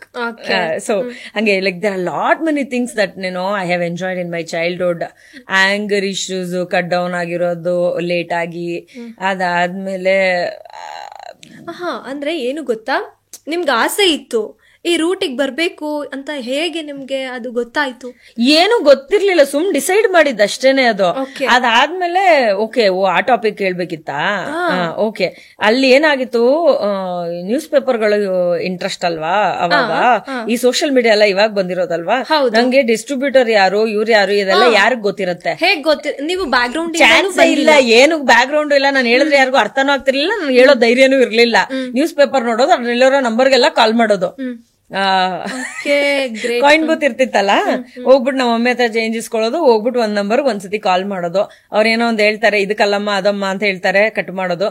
ಆಮೇಲೆ ಒಂದ್ ಕಾಲಮ್ ಬರೋದು, ಆರ್ಟಿಸ್ಟ್ ಬೇಕಾಗಿದ್ದಾರೆ, ಏನೋ ಜಾಬ್ ವೇಕೆನ್ಸೀಸ್ ಇರೋದು ಅಂತ ಅದೊಂದು ಕಾಲಮ್ಸ್ ಬರೋದಲ್ವಾ, ಅದ್ರಲ್ಲಿ ರೌಂಡ್ ಮಾರ್ಕ್ ಹಾಕೊಂಡ್ಬಿಟ್ಟು ಹೋಗ್ಬಿಟ್ಟು ಆ ನಂಬರ್ ಕಾಲ್ ಮಾಡೋದು. ಅವರು ನೀವ್ ಇಲ್ಲಿಂದ ಇಲ್ಲಿಗೆ ಬನ್ನಿ ಆಡಿಷನ್ ಕೊಡಿ ಅಂದಾಗ, ಆಡಿಷನ್ ನಂಗೆ ಅದೇನ್ ಗೊತ್ತಿಲ್ಲ ಕಟ್ ಮಾಡು ಅಷ್ಟೇ, ಆಡಿಷನ್ ಅಂದ್ರೆ ಗೊತ್ತಿಲ್ಲ ನನ್ಗೆ ಅವಾಗ, ಸೊ ಕಟ್ ಮಾಡು ಅಂತ. ಅಂಡ್ ಈ ಧೈರ್ಯ ಎಲ್ಲ ಮಾಡಿದ್ದು only after first PUC 10th ಆದ್ಮೇಲೆ ನ್ಯೂಸ್ ಪೇಪರ್ ನಂಬರ್ಗಳಿಗೆ ಕಾಲ್ ಮಾಡೋ ಅಂತ ಧೈರ್ಯ ಮಾಡಿದ್ದು. ಒಂದೆರಡು ಡಿಸ್ಟ್ರಿಬ್ಯೂಟರ್ ಹೋಗಿ ಮೀಟ್ ಮಾಡ್ಬಿಟ್ಟು ನಂಗೆ ಗೊತ್ತಿಲ್ಲ ನಂಗೆ ಚಾನ್ಸ್ ಕೊಡಿ ಅನ್ನೋ ತರ ಹೇಳಿರೋದಿದೆ, ವಿಚ್ ವಿ ಡೋಂಟ್ ನೋ ಯಾರನ್ನ ಅಪ್ರೋಚ್ ಮಾಡ್ಬೇಕು ಏನ್ ಮಾಡ್ಬೇಕು ಅಂತ. ಒಂದ್ ದಿವಸ ಹೀಗೆ ಅವ್ರ ಹತ್ರ ನಾನು ಚೆನ್ನಾಗಿ ಮಾತಾಡ್ಬಿಟ್ಟು ನಂಗೆ ನೆನ್ಪಿರೋ ಹಂಗೆ ಸುದೀಪ್ ಸರ್ ಸೆಟ್ ಹೋಗಿದ್ದೀನಿ, ಏನೋ ಸುಮ್ನೆ ಮಾತಾಡ್ಸಿ ಬರ್ಬೇಕು ಅಂತ ಅನ್ಬಿಟ್ಟು. ಅವರು ಒಂದಷ್ಟು ಜನಕ್ಕೆ ಪಾಪ ಫೋಟೋ ಕೊಟ್ಟು ಸಾಕಾಗಿದ್ರು. ಸುದೀಪ್ ಸರ್ ಆ ಟೈಮಲ್ಲಿ, ಸುದೀಪ್ ಸರ್ದು ಆ ಟೈಮ್, ಹೌದು ಫೋಟೋ ಕೊಟ್ಟು ಸಾಕಾಗಿದ್ರೆ ಅಲ್ಲಿ ಹೋಗ್ಬಿಟ್ಟು ನಾನು ಡಿಸ್ಟರ್ಬ್ ಮಾಡ್ಬಿಟ್ಟು ಒಂದು ಫೋಟೋ ತೆಗೆಸ್ಕೊಂಡು ವಾಪಸ್ ಬಂದೆ. ಅಷ್ಟ್ರಲ್ಲಿ ಸುದೀಪ್ ಸರ್ದು ಆಗಿತ್ತು ಒಂದಷ್ಟು movies. I was in just 10th ಮುಗಿಸಿದ್ ನಾನು. ಹುಬ್ಳಿ ಶೂಟಿಂಗ್ ನಡೀತಾ ಇತ್ತು. ಹುಬ್ಳಿ ಶೂಟಿಂಗ್ ನಡೀತಾ ಇತ್ತು, ಅವಾಗ ಹೋಗಿರೋದು ನಾನು. ನಂಗೆ ಗೊತ್ತಿಲ್ಲ ಇವ್ರು ಡಿಸ್ಟ್ರಿಬ್ಯೂಟರ್ ಈ ತರ ಹಿಂಗೆ ಈ ಡಿಫ್ರೆನ್ಸಿಯೇಷನ್ ಎಲ್ಲ ಗೊತ್ತಿಲ್ಲ ನಂಗೇನು. ನಾನು ಇಂಡಸ್ಟ್ರಿಗೆ ಒಟ್ನಲ್ಲಿ ಹೊರಟ್ಬಿಡ್ಬೇಕು ನಾನು, ಅಷ್ಟೇನೆ ಮ್ಯಾಟ್ರು. ಹಂಗಿದ್ ಮಾಡಿದೆ. But later what happened was, first ever time ನಮ್ಮ ಮನೆ ಹತ್ರ ಒಬ್ರು ಪ್ರೊಡ್ಯೂಸರ್ ಅನ್ಕೋತೀನಿ, I am not even sure, like ಅವಾಗೆಲ್ಲ ಏನ್ ಡೆಸಿಗ್ನೇಷನ್ ಅನ್ನೋದು ಗೊತ್ತಾಗ್ತಿರ್ಲಿಲ್ಲ. ಸೊ ಸಮ್ವೇರ್ ರಿಲೇಟೆಡ್ ಟು ಈ ಸಿನಿಮಾ ಡಿಸ್ಕಷನ್ ಅದೇನೋ ನಡೀತಾ ಇರ್ಬೇಕಾದ್ರೆ ವರಟ ಪ್ರಶಾಂತ್ ಮತ್ತೆ ಕಿರಣ್ ಗೋವಿ ಅವರು ಇವರಿಬ್ರು ಅಲ್ಲಿ ಬರೋರು. ಸೊ ಹಾಗಾಗಿ ನನ್ಗೆ ಕಿರಣ್ ಗೋವಿ ಅವ್ರಿಗೆ ರೆಫರ್ ಮಾಡಿ something like that happen. We did one photo shoot without makeup. ಇದೆಲ್ಲ ಆಗಿರೋದು 10th ಆದ್ಮೇಲೆ. ಹೌದು ಇದು PU ಇನ್ ಬಿಟ್ವೀನ್ ಟೈಮ್ ನಲ್ಲಿ. ಬಟ್ ಅವಾಗೇನ್ ನಾನು ಮಾಡಿಲ್ಲ, ನನ್ಗೆ ಏನು ಆಗ್ಲಿಲ್ಲ. I tell you, I explain this. Photo shoot ಎಲ್ಲ ಮಾಡಿದ್ವಿ ವಿತೌಟ್ ಮೇಕಪ್ ಅಲ್ವಾ, ನನ್ಗೆ ಏನ್ ಇಂಟ್ರೆಸ್ಟಿಂಗ್ ಅನಿಸ್ತಾ ಇಲ್ಲ ಇದು. ಅದೆಲ್ಲ ಆಯ್ತು. ಬಂದಾದ್ಮೇಲೆ ದೆನ್ ನನಗೆ ಯಾರಾದ್ರೂ ಒಬ್ರು ಎಜುಕೇಶನ್ ಬಗ್ಗೆ ಇಲ್ಲ ಅಂತಂದ್ರೆ ನಮ್ಮ ಲೈಫ್ ಇದಾದ್ಮೇಲೆ ಇಲ್ಲಿ ನಿಂತೋಗ್ಬಿಡುತ್ತೆ ಅಥವಾ ಅನ್ಎಜುಕೇಟೆಡ್ ಅನ್ಬಿಡ್ತಾರೆ, ಈ ತರದೆಲ್ಲ ಹೇಳಿದ್ರೆ ಫುಲ್ ಸ್ಟ್ರೈಟ್ ಆಗಿ ಹಿಟ್ ಆಗ್ಬಿಡೋದು. ಸೊ ಆ ಗ್ಯಾಪ್ ಅಲ್ಲಿ ಯಾರೋ ಒಬ್ರು ನನಗೆ ಈ ತರ ಹೇಳ್ಬಿಟ್ರು, ಇಲ್ಲ ಈ ತರ ಹಿಂಗೆ ನೀವು ಓದ್ಲಿಲ್ಲ ಮಾಡ್ಲಿಲ್ಲ ಅಂತಂದ್ರೆ ಅನ್ಎಜುಕೇಟೆಡ್ ಏನು ಮಾಡಕ್ ಆಗದೆ ಜೀವನದಲ್ಲಿ ಇಲ್ಲಿ ಬಂದಿದ್ದಾರೆ ಅಂತ ಅನ್ಬಿಡ್ತಾರೆ, ಆ ತರ ಅನ್ಬಿಟ್ರು. That hit me straight. I'm like no matter what, ನಾನು ಡಿಗ್ರಿ ಆದ್ಮೇಲೆ ಮಿಕ್ಕಿದೆಲ್ಲ ಕೆಲಸ ಮಾಡ್ತೀನಿ ಅಂತ ಎಲ್ಲ ಐ ಡ್ರಾಪ್ಡ್. ಆ ಇಂಟ್ರೆಸ್ಟ್ ಎಲ್ಲ ಬಿಟ್ಬಿಟ್ಟು ಐ ಸ್ಟಡಿಡ್ ಮೈ ಬೆಸ್ಟ್. ಮತ್ತೆ ಆ ಟೈಮ್ಗೆ ಸಿಟಿ ಕಾಲೇಜಲ್ಲಿ ಓದ್ತಾ ಇದ್ದೆ. ದೆನ್ ಮೈ ಅಕ್ಕ was studying in NMKRV. She said like ಅಲ್ಲಿ ಎಷ್ಟೊಂದು ಜನ ಹೀರೋಯಿನ್ ಆಗಿದ್ದಾರೆ ಆ ಕಾಲೇಜಿಂದ ಹೋದವರು. ಓಕೆ, ಅಲ್ಲಿ ಆಡಿಷನ್ಸ್ ನಡೀತಾ ಇತ್ತು. ಓಕೆ ಹೆಣ್ಮಕ್ಳು ಜಾಸ್ತಿ ಅಲ್ಲ, ಸೊ ಅಲ್ಲಿ ಬಂದು ಆಡಿಷನ್ಸ್ ಒಂದಷ್ಟು ನಡೀತಾ ಇದ್ವು. ಸರಿ ಓಕೆ ಅಲ್ಲಿ ಸೇರ್ಕೊಳ್ಳೋಣ ಅಂತ ಅನ್ಬಿಟ್ಟು ಅಲ್ಲಿ ಅಕ್ಕಯಿಂದ ಸೇರ್ಕೊಂಡಿದ್ದೆ ಆಕ್ಚುಲಿ ಅದು. ಸೊ ಸೇರ್ಕೊಂಡೆಲ್ಲ ಆದ್ಮೇಲೆ ನಾನು ಅಟೆಂಡೆನ್ಸ್ ಆಟೋಮೆಟಿಕ್ಲಿ ಡ್ರಾಪ್ ಆಗಕ್ ಸ್ಟಾರ್ಟ್ ಇದ್ದೆ. ಆ ಕಡೆ ಜಾಸ್ತಿ ಏನೇನೋ ಮಾಡೋದಕ್ಕೆ ಸ್ಟಾರ್ಟ್ ಮಾಡಿದೆ, ಡ್ರಾಮಾ ಮಾಡು. ಅದ್ರಲ್ಲಿ ಏನು ನಾನು ಡ್ರಾಮಾ ಮಾಡಿದ್ ಫಸ್ಟ್ ಟೈಮ್ಗೆ ಏನೇ ಬೆಸ್ಟ್ ಆಕ್ಟ್ರೆಸ್ ಅವಾರ್ಡ್ ಬಂದ್ಬಿಡ್ತು. So I got more confident. ಆ ತರದೆಲ್ಲ ಆಯ್ತು. And then one random day Vasanth ಅಂತ ಒಬ್ರು, Suvarna channel was very new then. ಅವಾಗಷ್ಟೇ ಮಲಯಾಳಂ ಕಡೆಯಿಂದ ಈ ಕಡೆಗೆ ಏನೋ ಒಂದು ಶಿಫ್ಟ್ ಆಗಿತ್ತು, ಇಲ್ಲೊಂದು ಬ್ರಾಂಚ್ ಓಪನ್ ಆಯ್ತು, something like that was happening. Single episode start ಆಯ್ತು, ಪ್ರೀತಿ ಪ್ರೇಮ ಪ್ರಣಯ ಅಂತ. ಸೊ ಎಲ್ಲ ಹೊಸಬ್ರನ್ನ ಪಿಕ್ ಮಾಡಿ ಮಾಡಿಸ್ತಾ ಇದ್ರು. The budget was also very low and like it single episode. ದೊಡ್ಡ ಆರ್ಟಿಸ್ಟ್ ಬೇಕಿರ್ಲಿಲ್ಲ ಅವ್ರಲ್ಲಿ. ಅಂಡ್ ಯಾವ್ದೋ ಒಂದು ಸ್ಟೋರೀಸ್ ಏನಿರುತ್ತೆ ಅದನ್ನ ರೀಕ್ರಿಯೇಟ್ ಮಾಡುವಂತಹ ಪಾಸ್ಟ್ ಏನಂತಾರಲ್ಲ ಈ ಫ್ಲಾಶ್ ಬ್ಯಾಕ್ ನಾವಾಗಿದ್ವಿ. ಆ ತರದ್ದು ಕ್ಯಾರೆಕ್ಟರ್ಗಳು ಬರ್ತಾ ಹೋದ್ವು. So this guy was our tenant Vasanta. So he referred, he said like ಈ ತರದ ಹಿಂಗೆ ಒಬ್ರು ರವಿ ಸರ್ ಅಂತ ಡೈರೆಕ್ಟರ್ ಅವ್ರು ಇದನ್ನ ಮಾಡ್ತಾ ಇದಾರೆ, ಕೆಲಸ ಮಾಡು, ನೀನ್ ಬಾ ನೋಡೋಣ, what works well will see ಅಂತ ಅನ್ಬಿಟ್ಟು. ನಾನು ಹೋದ್ಮೇಲೆ ನನ್ನ ಕೈಲಿ ಆಕ್ಟ್ ಮಾಡಿಸ್ಬಿಟ್ಟು ನನಗ್ ₹1,000 ಪೇಮೆಂಟು ಕೊಟ್ಬಿಟ್ಟು ಕಳ್ಸಿದ್ರ, ನಾನ್ ಫುಲ್ ಖುಷಿ. So that was the first thing. And ಅದಾದ್ಮೇಲೆ ಸಿ ಬ್ಯಾಂಗ್ಳೂರ್ ಅಂತ ಒಂದು ಚಾನಲ್, ಅದರಲ್ಲಿ ನಾನು ಆಂಕರಿಂಗ್ ಜಾಯ್ನ್ ಆದೆ. ನಾನು ಕಾಲೇಜಲ್ಲಿ ಓದ್ತಿದ್ದಾಗ್ಲೇನೆ. ಅಲ್ಲಿಂದ ಅಲ್ಲಿಗೆ ಜಂಪ್ ಆದ? I don't remember. ಈ ತರನೇ ಏನೋ ಕಾಲ್ ಗಿಲ್ ಮಾಡಿರ್ತೀನಿ ನಾನು, ಅಪರ್ಚುನಿಟಿ ಏನೋ ಇದೆ ಅಂತ, ಅಥವಾ ಯಾರಾದ್ರೂ ಯಾವ್ದಾದ್ರು ಹಿಂಗೆ ಏನೋ ಸಣ್ಣ ಪುಟ್ಟದಲ್ಲಿ ರೆಫರ್ ಮಾಡಿರ್ಬೇಕು ನನಗೆ. ಬಟ್ ಅಲ್ಲಿ ಏನಂತಂದ್ರೆ ಸೀರೆಯ ಬೆಲೆ ಎಷ್ಟು ಇದನ್ನ ಹೇಳ್ಬೇಕು ಆ ತರದ್ದು ಪ್ರೋಗ್ರಾಮ್ ಅನ್ನ ಇದ್ ಮಾಡಿದ್ವಿ. ಅಂಡ್ ಅಲ್ಲಿವರೆಗೂ ಬೇರೆಯವರು ಚೆನ್ನಾಗಿ ಮಾಡ್ತಾ ಇದ್ರು. ನಾನ್ ಸಡನ್ ಆಗಿ ನನಗ್ ಭಯ, ಪಾಪ ಅವ್ರು ಅಷ್ಟು ಚೆನ್ನಾಗಿ ಪ್ರೋಗ್ರಾಮ್ ನಡೆಸ್ತಾ ಇದ್ರು, ನಾನ್ ಇವಾಗ ಹೋಗ್ಬಿಟ್ಟು ಏನಾದ್ರು ಹಾಳು ಮಾಡ್ಬಿಟ್ರೆ ನನಗೆ ಅವ್ರಿಗೆ ಎಲ್ರಿಗೂ ಕೆಟ್ಟ ಹೆಸರಲ್ವಾ ಹಿಂಗೆ ಅದು ಇದು ಅಂತ. Then I was still Shruti, I was not Tanisha, that is my birth name. So I was still ಕಾಲೇಜಲ್ಲಿ ಓದ್ತಿದ್ದಾಗ I was still Shruti. And like every Sunday ಆಗ್ತಿತ್ತು ನನಗದು. ಸೊ ಸಂಡೇ ಪ್ರೋಗ್ರಾಮ್ ಆಗ್ತಾ ಇದ್ದಿದ್ರೆ ಲೈವ್ ಬೇರೆ. ಸೊ ಸಂಡೇ ಪ್ರೋಗ್ರಾಮ್ ಆಗ್ತಾ ಇದ್ರೆ ಫಸ್ಟ್ ಅವ್ರು ನನಗೆ ಯಾವ್ದೋ ಒಂದು ಕಾಂಬಿನೇಷನ್ ಅಲ್ಲಿ ಕೊಟ್ರು, ನಾನು ಮಾತಾಡ್ತೀನಿ ಅಂತ ಗೊತ್ತಾದ್ಮೇಲೆ ಆ ಪ್ರೋಗ್ರಾಮ್ ಕೊಟ್ರು ನನಗೆ. ನಾನು ಇಷ್ಟ ಬಂದಂಗೆ ಎಲ್ಲಾ ಮಾತಾಡ್ತಾ ಇದ್ದೆ, ಇಲ್ಲಾಂದ್ರೆ ನಾನು ಈ ತರ ಆಂಕರಿಂಗ್ ಮಾಡ್ಬೋದು ಅನ್ನೋದ್ರ ಬಗ್ಗೆ ಐಡಿಯಾನೇ ಇರ್ಲಿಲ್ಲ. ಗಿವ್ ಇಟ್ ಅ ಟ್ರೈ ಅಷ್ಟೇನೆ.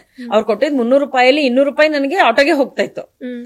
ಒಂದ್ ಎಪಿಸೋಡ್ಗೆ ಆಟೋಗೆ ಹೋಗ್ತಿತ್ತು. It turn out to be like that, but I am more interested. And then ಕಾಲೇಜಲ್ಲೆಲ್ಲ ಒಂಚೂರು ರೆಕಗ್ನೈಸ್ ಎಲ್ಲ ಮಾಡಕ್ ಸ್ಟಾರ್ಟ್ ಮಾಡಿದ್ರಲ್ಲ, ಇದ್ರಲ್ಲಿ ಮಾಡ್ದಲ್ಲ ನೀನು, ಕನ್ನಡ ಇಂಪ್ರೂವ್ ಆಗ್ಬಿಟ್ಟಿದೆ. ಅಂದ್ರೆ ಅಲ್ಲಿವರೆಗೂ ನಾನು ಮಾತಾಡೋದು ಹೆಂಗ್ ಕೇಳಿಸ್ತಿತ್ತು ಎಲ್ರಿಗೂ ಅಂತಂದ್ರೆ ಆಂಗ್ಲೋ ಇಂಡಿಯನ್ ಮಾತಾಡ್ದಂಗೆ ಕೇಳಿಸ್ತಿತ್ತಂತೆ. ನನ್ಗೆ ಅದೇ ಐ ನೆವರ್ ರಿಯಲೈಸ್ಡ್. ನಮ್ಮೂರ್ ಕಡೆ ಎಲ್ಲ ಹೆಂಗೆ ಅಂತಂದ್ರೆ ನಾರ್ಮಲ್ ಭಾಷೆ ಮಾತಾಡ್ತಾ ಇರ್ಬೇಕಾದ್ರೆ ಇಂಗ್ಲಿಷ್ ವರ್ಡ್ಸ್ ಇಂಪ್ಲಿಮೆಂಟ್ ಮಾಡೋದು ಜಾಸ್ತಿ. ಅಂಡ್ ಕನ್ನಡ ಸ್ಪಷ್ಟತೆ ಕಡಿಮೆ. ಬುಕ್ ಲ್ಯಾಂಗ್ವೇಜ್ ಮಾತಾಡ್ತಾರೆ, ಇಲ್ಲ ಅಂತಂದ್ರೆ ಅದೊಂಥರ ಗೊತ್ತಾಗ್ಬಿಡುತ್ತೆ, ಅದು ಸೆಪರೇಟ್ ಸ್ಲ್ಯಾಂಗ್ ತರ ಫೀಲ್ ಆಗತ್ತೆ. ಕನ್ನಡ ವರ್ಡ್ಸ್ ಕರೆಕ್ಟ್ ಆಗಿ ಬರಲ್ಲ. ಈಗ ನಾರ್ಮಲ್ ಒಂದ್ ಸೆಂಟೆನ್ಸ್ ಅಲ್ಲಿ 3 ಇಂಗ್ಲಿಷ್ ಪದ ಯೂಸ್ ಮಾಡಿ ಮಾಡ್ತಾರೆ. ನಮ್ ಭಾಷೆ ಮಾತಾಡ್ಬೇಕಾದ್ರೂ ಅಷ್ಟೇನೆ, ಕನ್ನಡ ಮಾತಾಡ್ಬೇಕಾದ್ರೂ ಅಷ್ಟೇ. ಅಂದ್ರೆ ಬೇರೆ language Kodava so Kodava language ಮಾತಾಡ್ಬೇಕಾದ್ರೂ ಹಂಗೆ ಇನ್ಕ್ಲೂಡ್ ಮಾಡ್ತೀವಿ, ಕನ್ನಡ ಮಾತಾಡ್ಬೇಕಾದ್ರೂ ಹಂಗೆ ಇನ್ಕ್ಲೂಡ್ ಮಾಡ್ತೀವಿ. ಸೊ ಹಾಗಾಗಿ ಅದೊಂಥರ ಆಂಗ್ಲೋ ಇಂಡಿಯನ್ ಫೀಲ್ ಬರೋದಂತೆ. ಸೊ ಅಲ್ಲಿ ಹೇಳಕ್ ಸ್ಟಾರ್ಟ್ ಮಾಡಿದ್ರು, ಕನ್ನಡ ಚೆನ್ನಾಗಿದೆ ನಿಂದು ಅಂತ. ಅಂಡ್ ಅದಾದ್ಮೇಲೆ ಒಂದು ರಿಯಾಲಿಟಿ ಶೋ ಕೂಡ ಮಾಡಿದೆ ನಾನು. ಅಲ್ಲೂ ಹಂಗೆ ಹೇಳೋರು, ನನ್ ಕನ್ನಡ ಬರಲ್ಲ ಅಂತಾನೆ ಅನ್ಕೊಳತಾರ. ಅಂದ್ರೆ ಸ್ವಲ್ಪ ನಾನು ತುಂಬಾ ಸಣ್ಣನೂ ಇದ್ದೆ, ತುಂಬಾ ಫೇರ್ ಅನ್ಸ್ತಾ ಇದ್ದೆ. ಅಂಡ್ ಇವಾಗ ಮಾಡೋ ಮೇಕಪ್ ಎಲ್ಲ ಮಾಡಕ್ ಬರ್ತಿರ್ಲಿಲ್ಲ. So either I put lot of makeup or I am without makeup. I am that kind. ನಂಗೂ ಅಷ್ಟೇ, ಮೇಕಪ್ ಸ್ವಲ್ಪನೂ ನಾಲೆಡ್ಜ್ ಇಲ್ಲ. ಅದು ಮಾಡ್ತಾ ಮಾಡ್ತಾ ಕಲಿಬೇಕಾಗತ್ತೆ. ಸೊ ಈ ತರ ಆದಾಗ ಅಲ್ಲಿ ಆತರ ನೋಡ್ಬಿಟ್ಟು ನಾನು ಹೆಂಗ್ ಅನ್ಕೊಳ್ಳೋರು ಅಂತಂದ್ರೆ ಯಾವ್ದೋ ಬಾಂಬೆ ಹುಡುಗಿ ಅಂತ ಅನ್ಕೊಳ್ಳೋರು. ಸ್ವಲ್ಪ ಈ ಲ್ಯಾಂಗ್ವೇಜ್ ಕನ್ನಡ ಚೆನ್ನಾಗ್ ಬರ್ತಿರ್ಲಿಲ್ಲ ಅಂತ ಅನ್ಕೊಳ್ತಾ ಇದ್ರಲ್ಲ. ಸೊ ಹಂಗಾಗಿ ಬಾಂಬೆ ಅವ್ರು ಯಾರೋ ಅಂತ ಅನ್ಕೋತಿದ್ರು. ಕರ್ನಾಟಕ ಅಂತ ಪ್ರೆಸೆಂಟ್ ಅಂತ ಹೇಳ್ಕೊಂಡು ಓಡಾಡ್ತಾ ಇದ್ದೆ ನಾನು. ಯಾವಾಗ ಒಂದ್ಸತಿ ತಿರುಪತಿಗೆ ಹೋಗಿದ್ದಾಗ್ಲೂ ಹಂಗೇನೆ, ನಾನು ಹಿಂದಿಯವರು ಅಂತ ಅನ್ಕೊಂಡು ಹಿಂದಿನಲ್ಲಿ ಮಾತಾಡಿಸ್ತಾ ಇದಾರೆ. ಅಯ್ಯೋ ದೇವ್ರೆ, ಇದ್ಯಾವ್ದು ತೆಲುಗುನಲ್ಲಿ ಮಾತಾಡ್ಸೋದು ಒಂದ್ ಲೆಕ್ಕ, ಆ ಊರು ಆ ಜಾಗ ಅನ್ನೋದಕ್ಕೆ ನಾವು ಆದ್ಯತೆ ಕೊಡ್ತೀವಿ ಅನ್ನೋ ಒಂದು ಲೆಕ್ಕ ಇದೆ. ಹಿಂದಿನಲ್ಲಿ ಯಾಕೆ ಮಾತಾಡ್ತಾ ಇದಾರೆ ಇವರು ಅಂತ. So I started understanding I look like this. So then I started understanding and making myself better. ಈ ತರ ಆದ್ರೆ ನಾನು ಇನ್ನ ಬೆಟರ್ ಆಗಿ ಕಾಣಿಸ್ಕೋತೀನಿ ಅಂತ. ಸೊ ಸೀರಿಯಲ್ಸ್ ಎಲ್ಲ ಅಪರ್ಚುನಿಟೀಸ್ ನನಗೆ ಸಿಗ್ತಾ ಹೋದಾಗ I did copy couple of Hindi serial actress.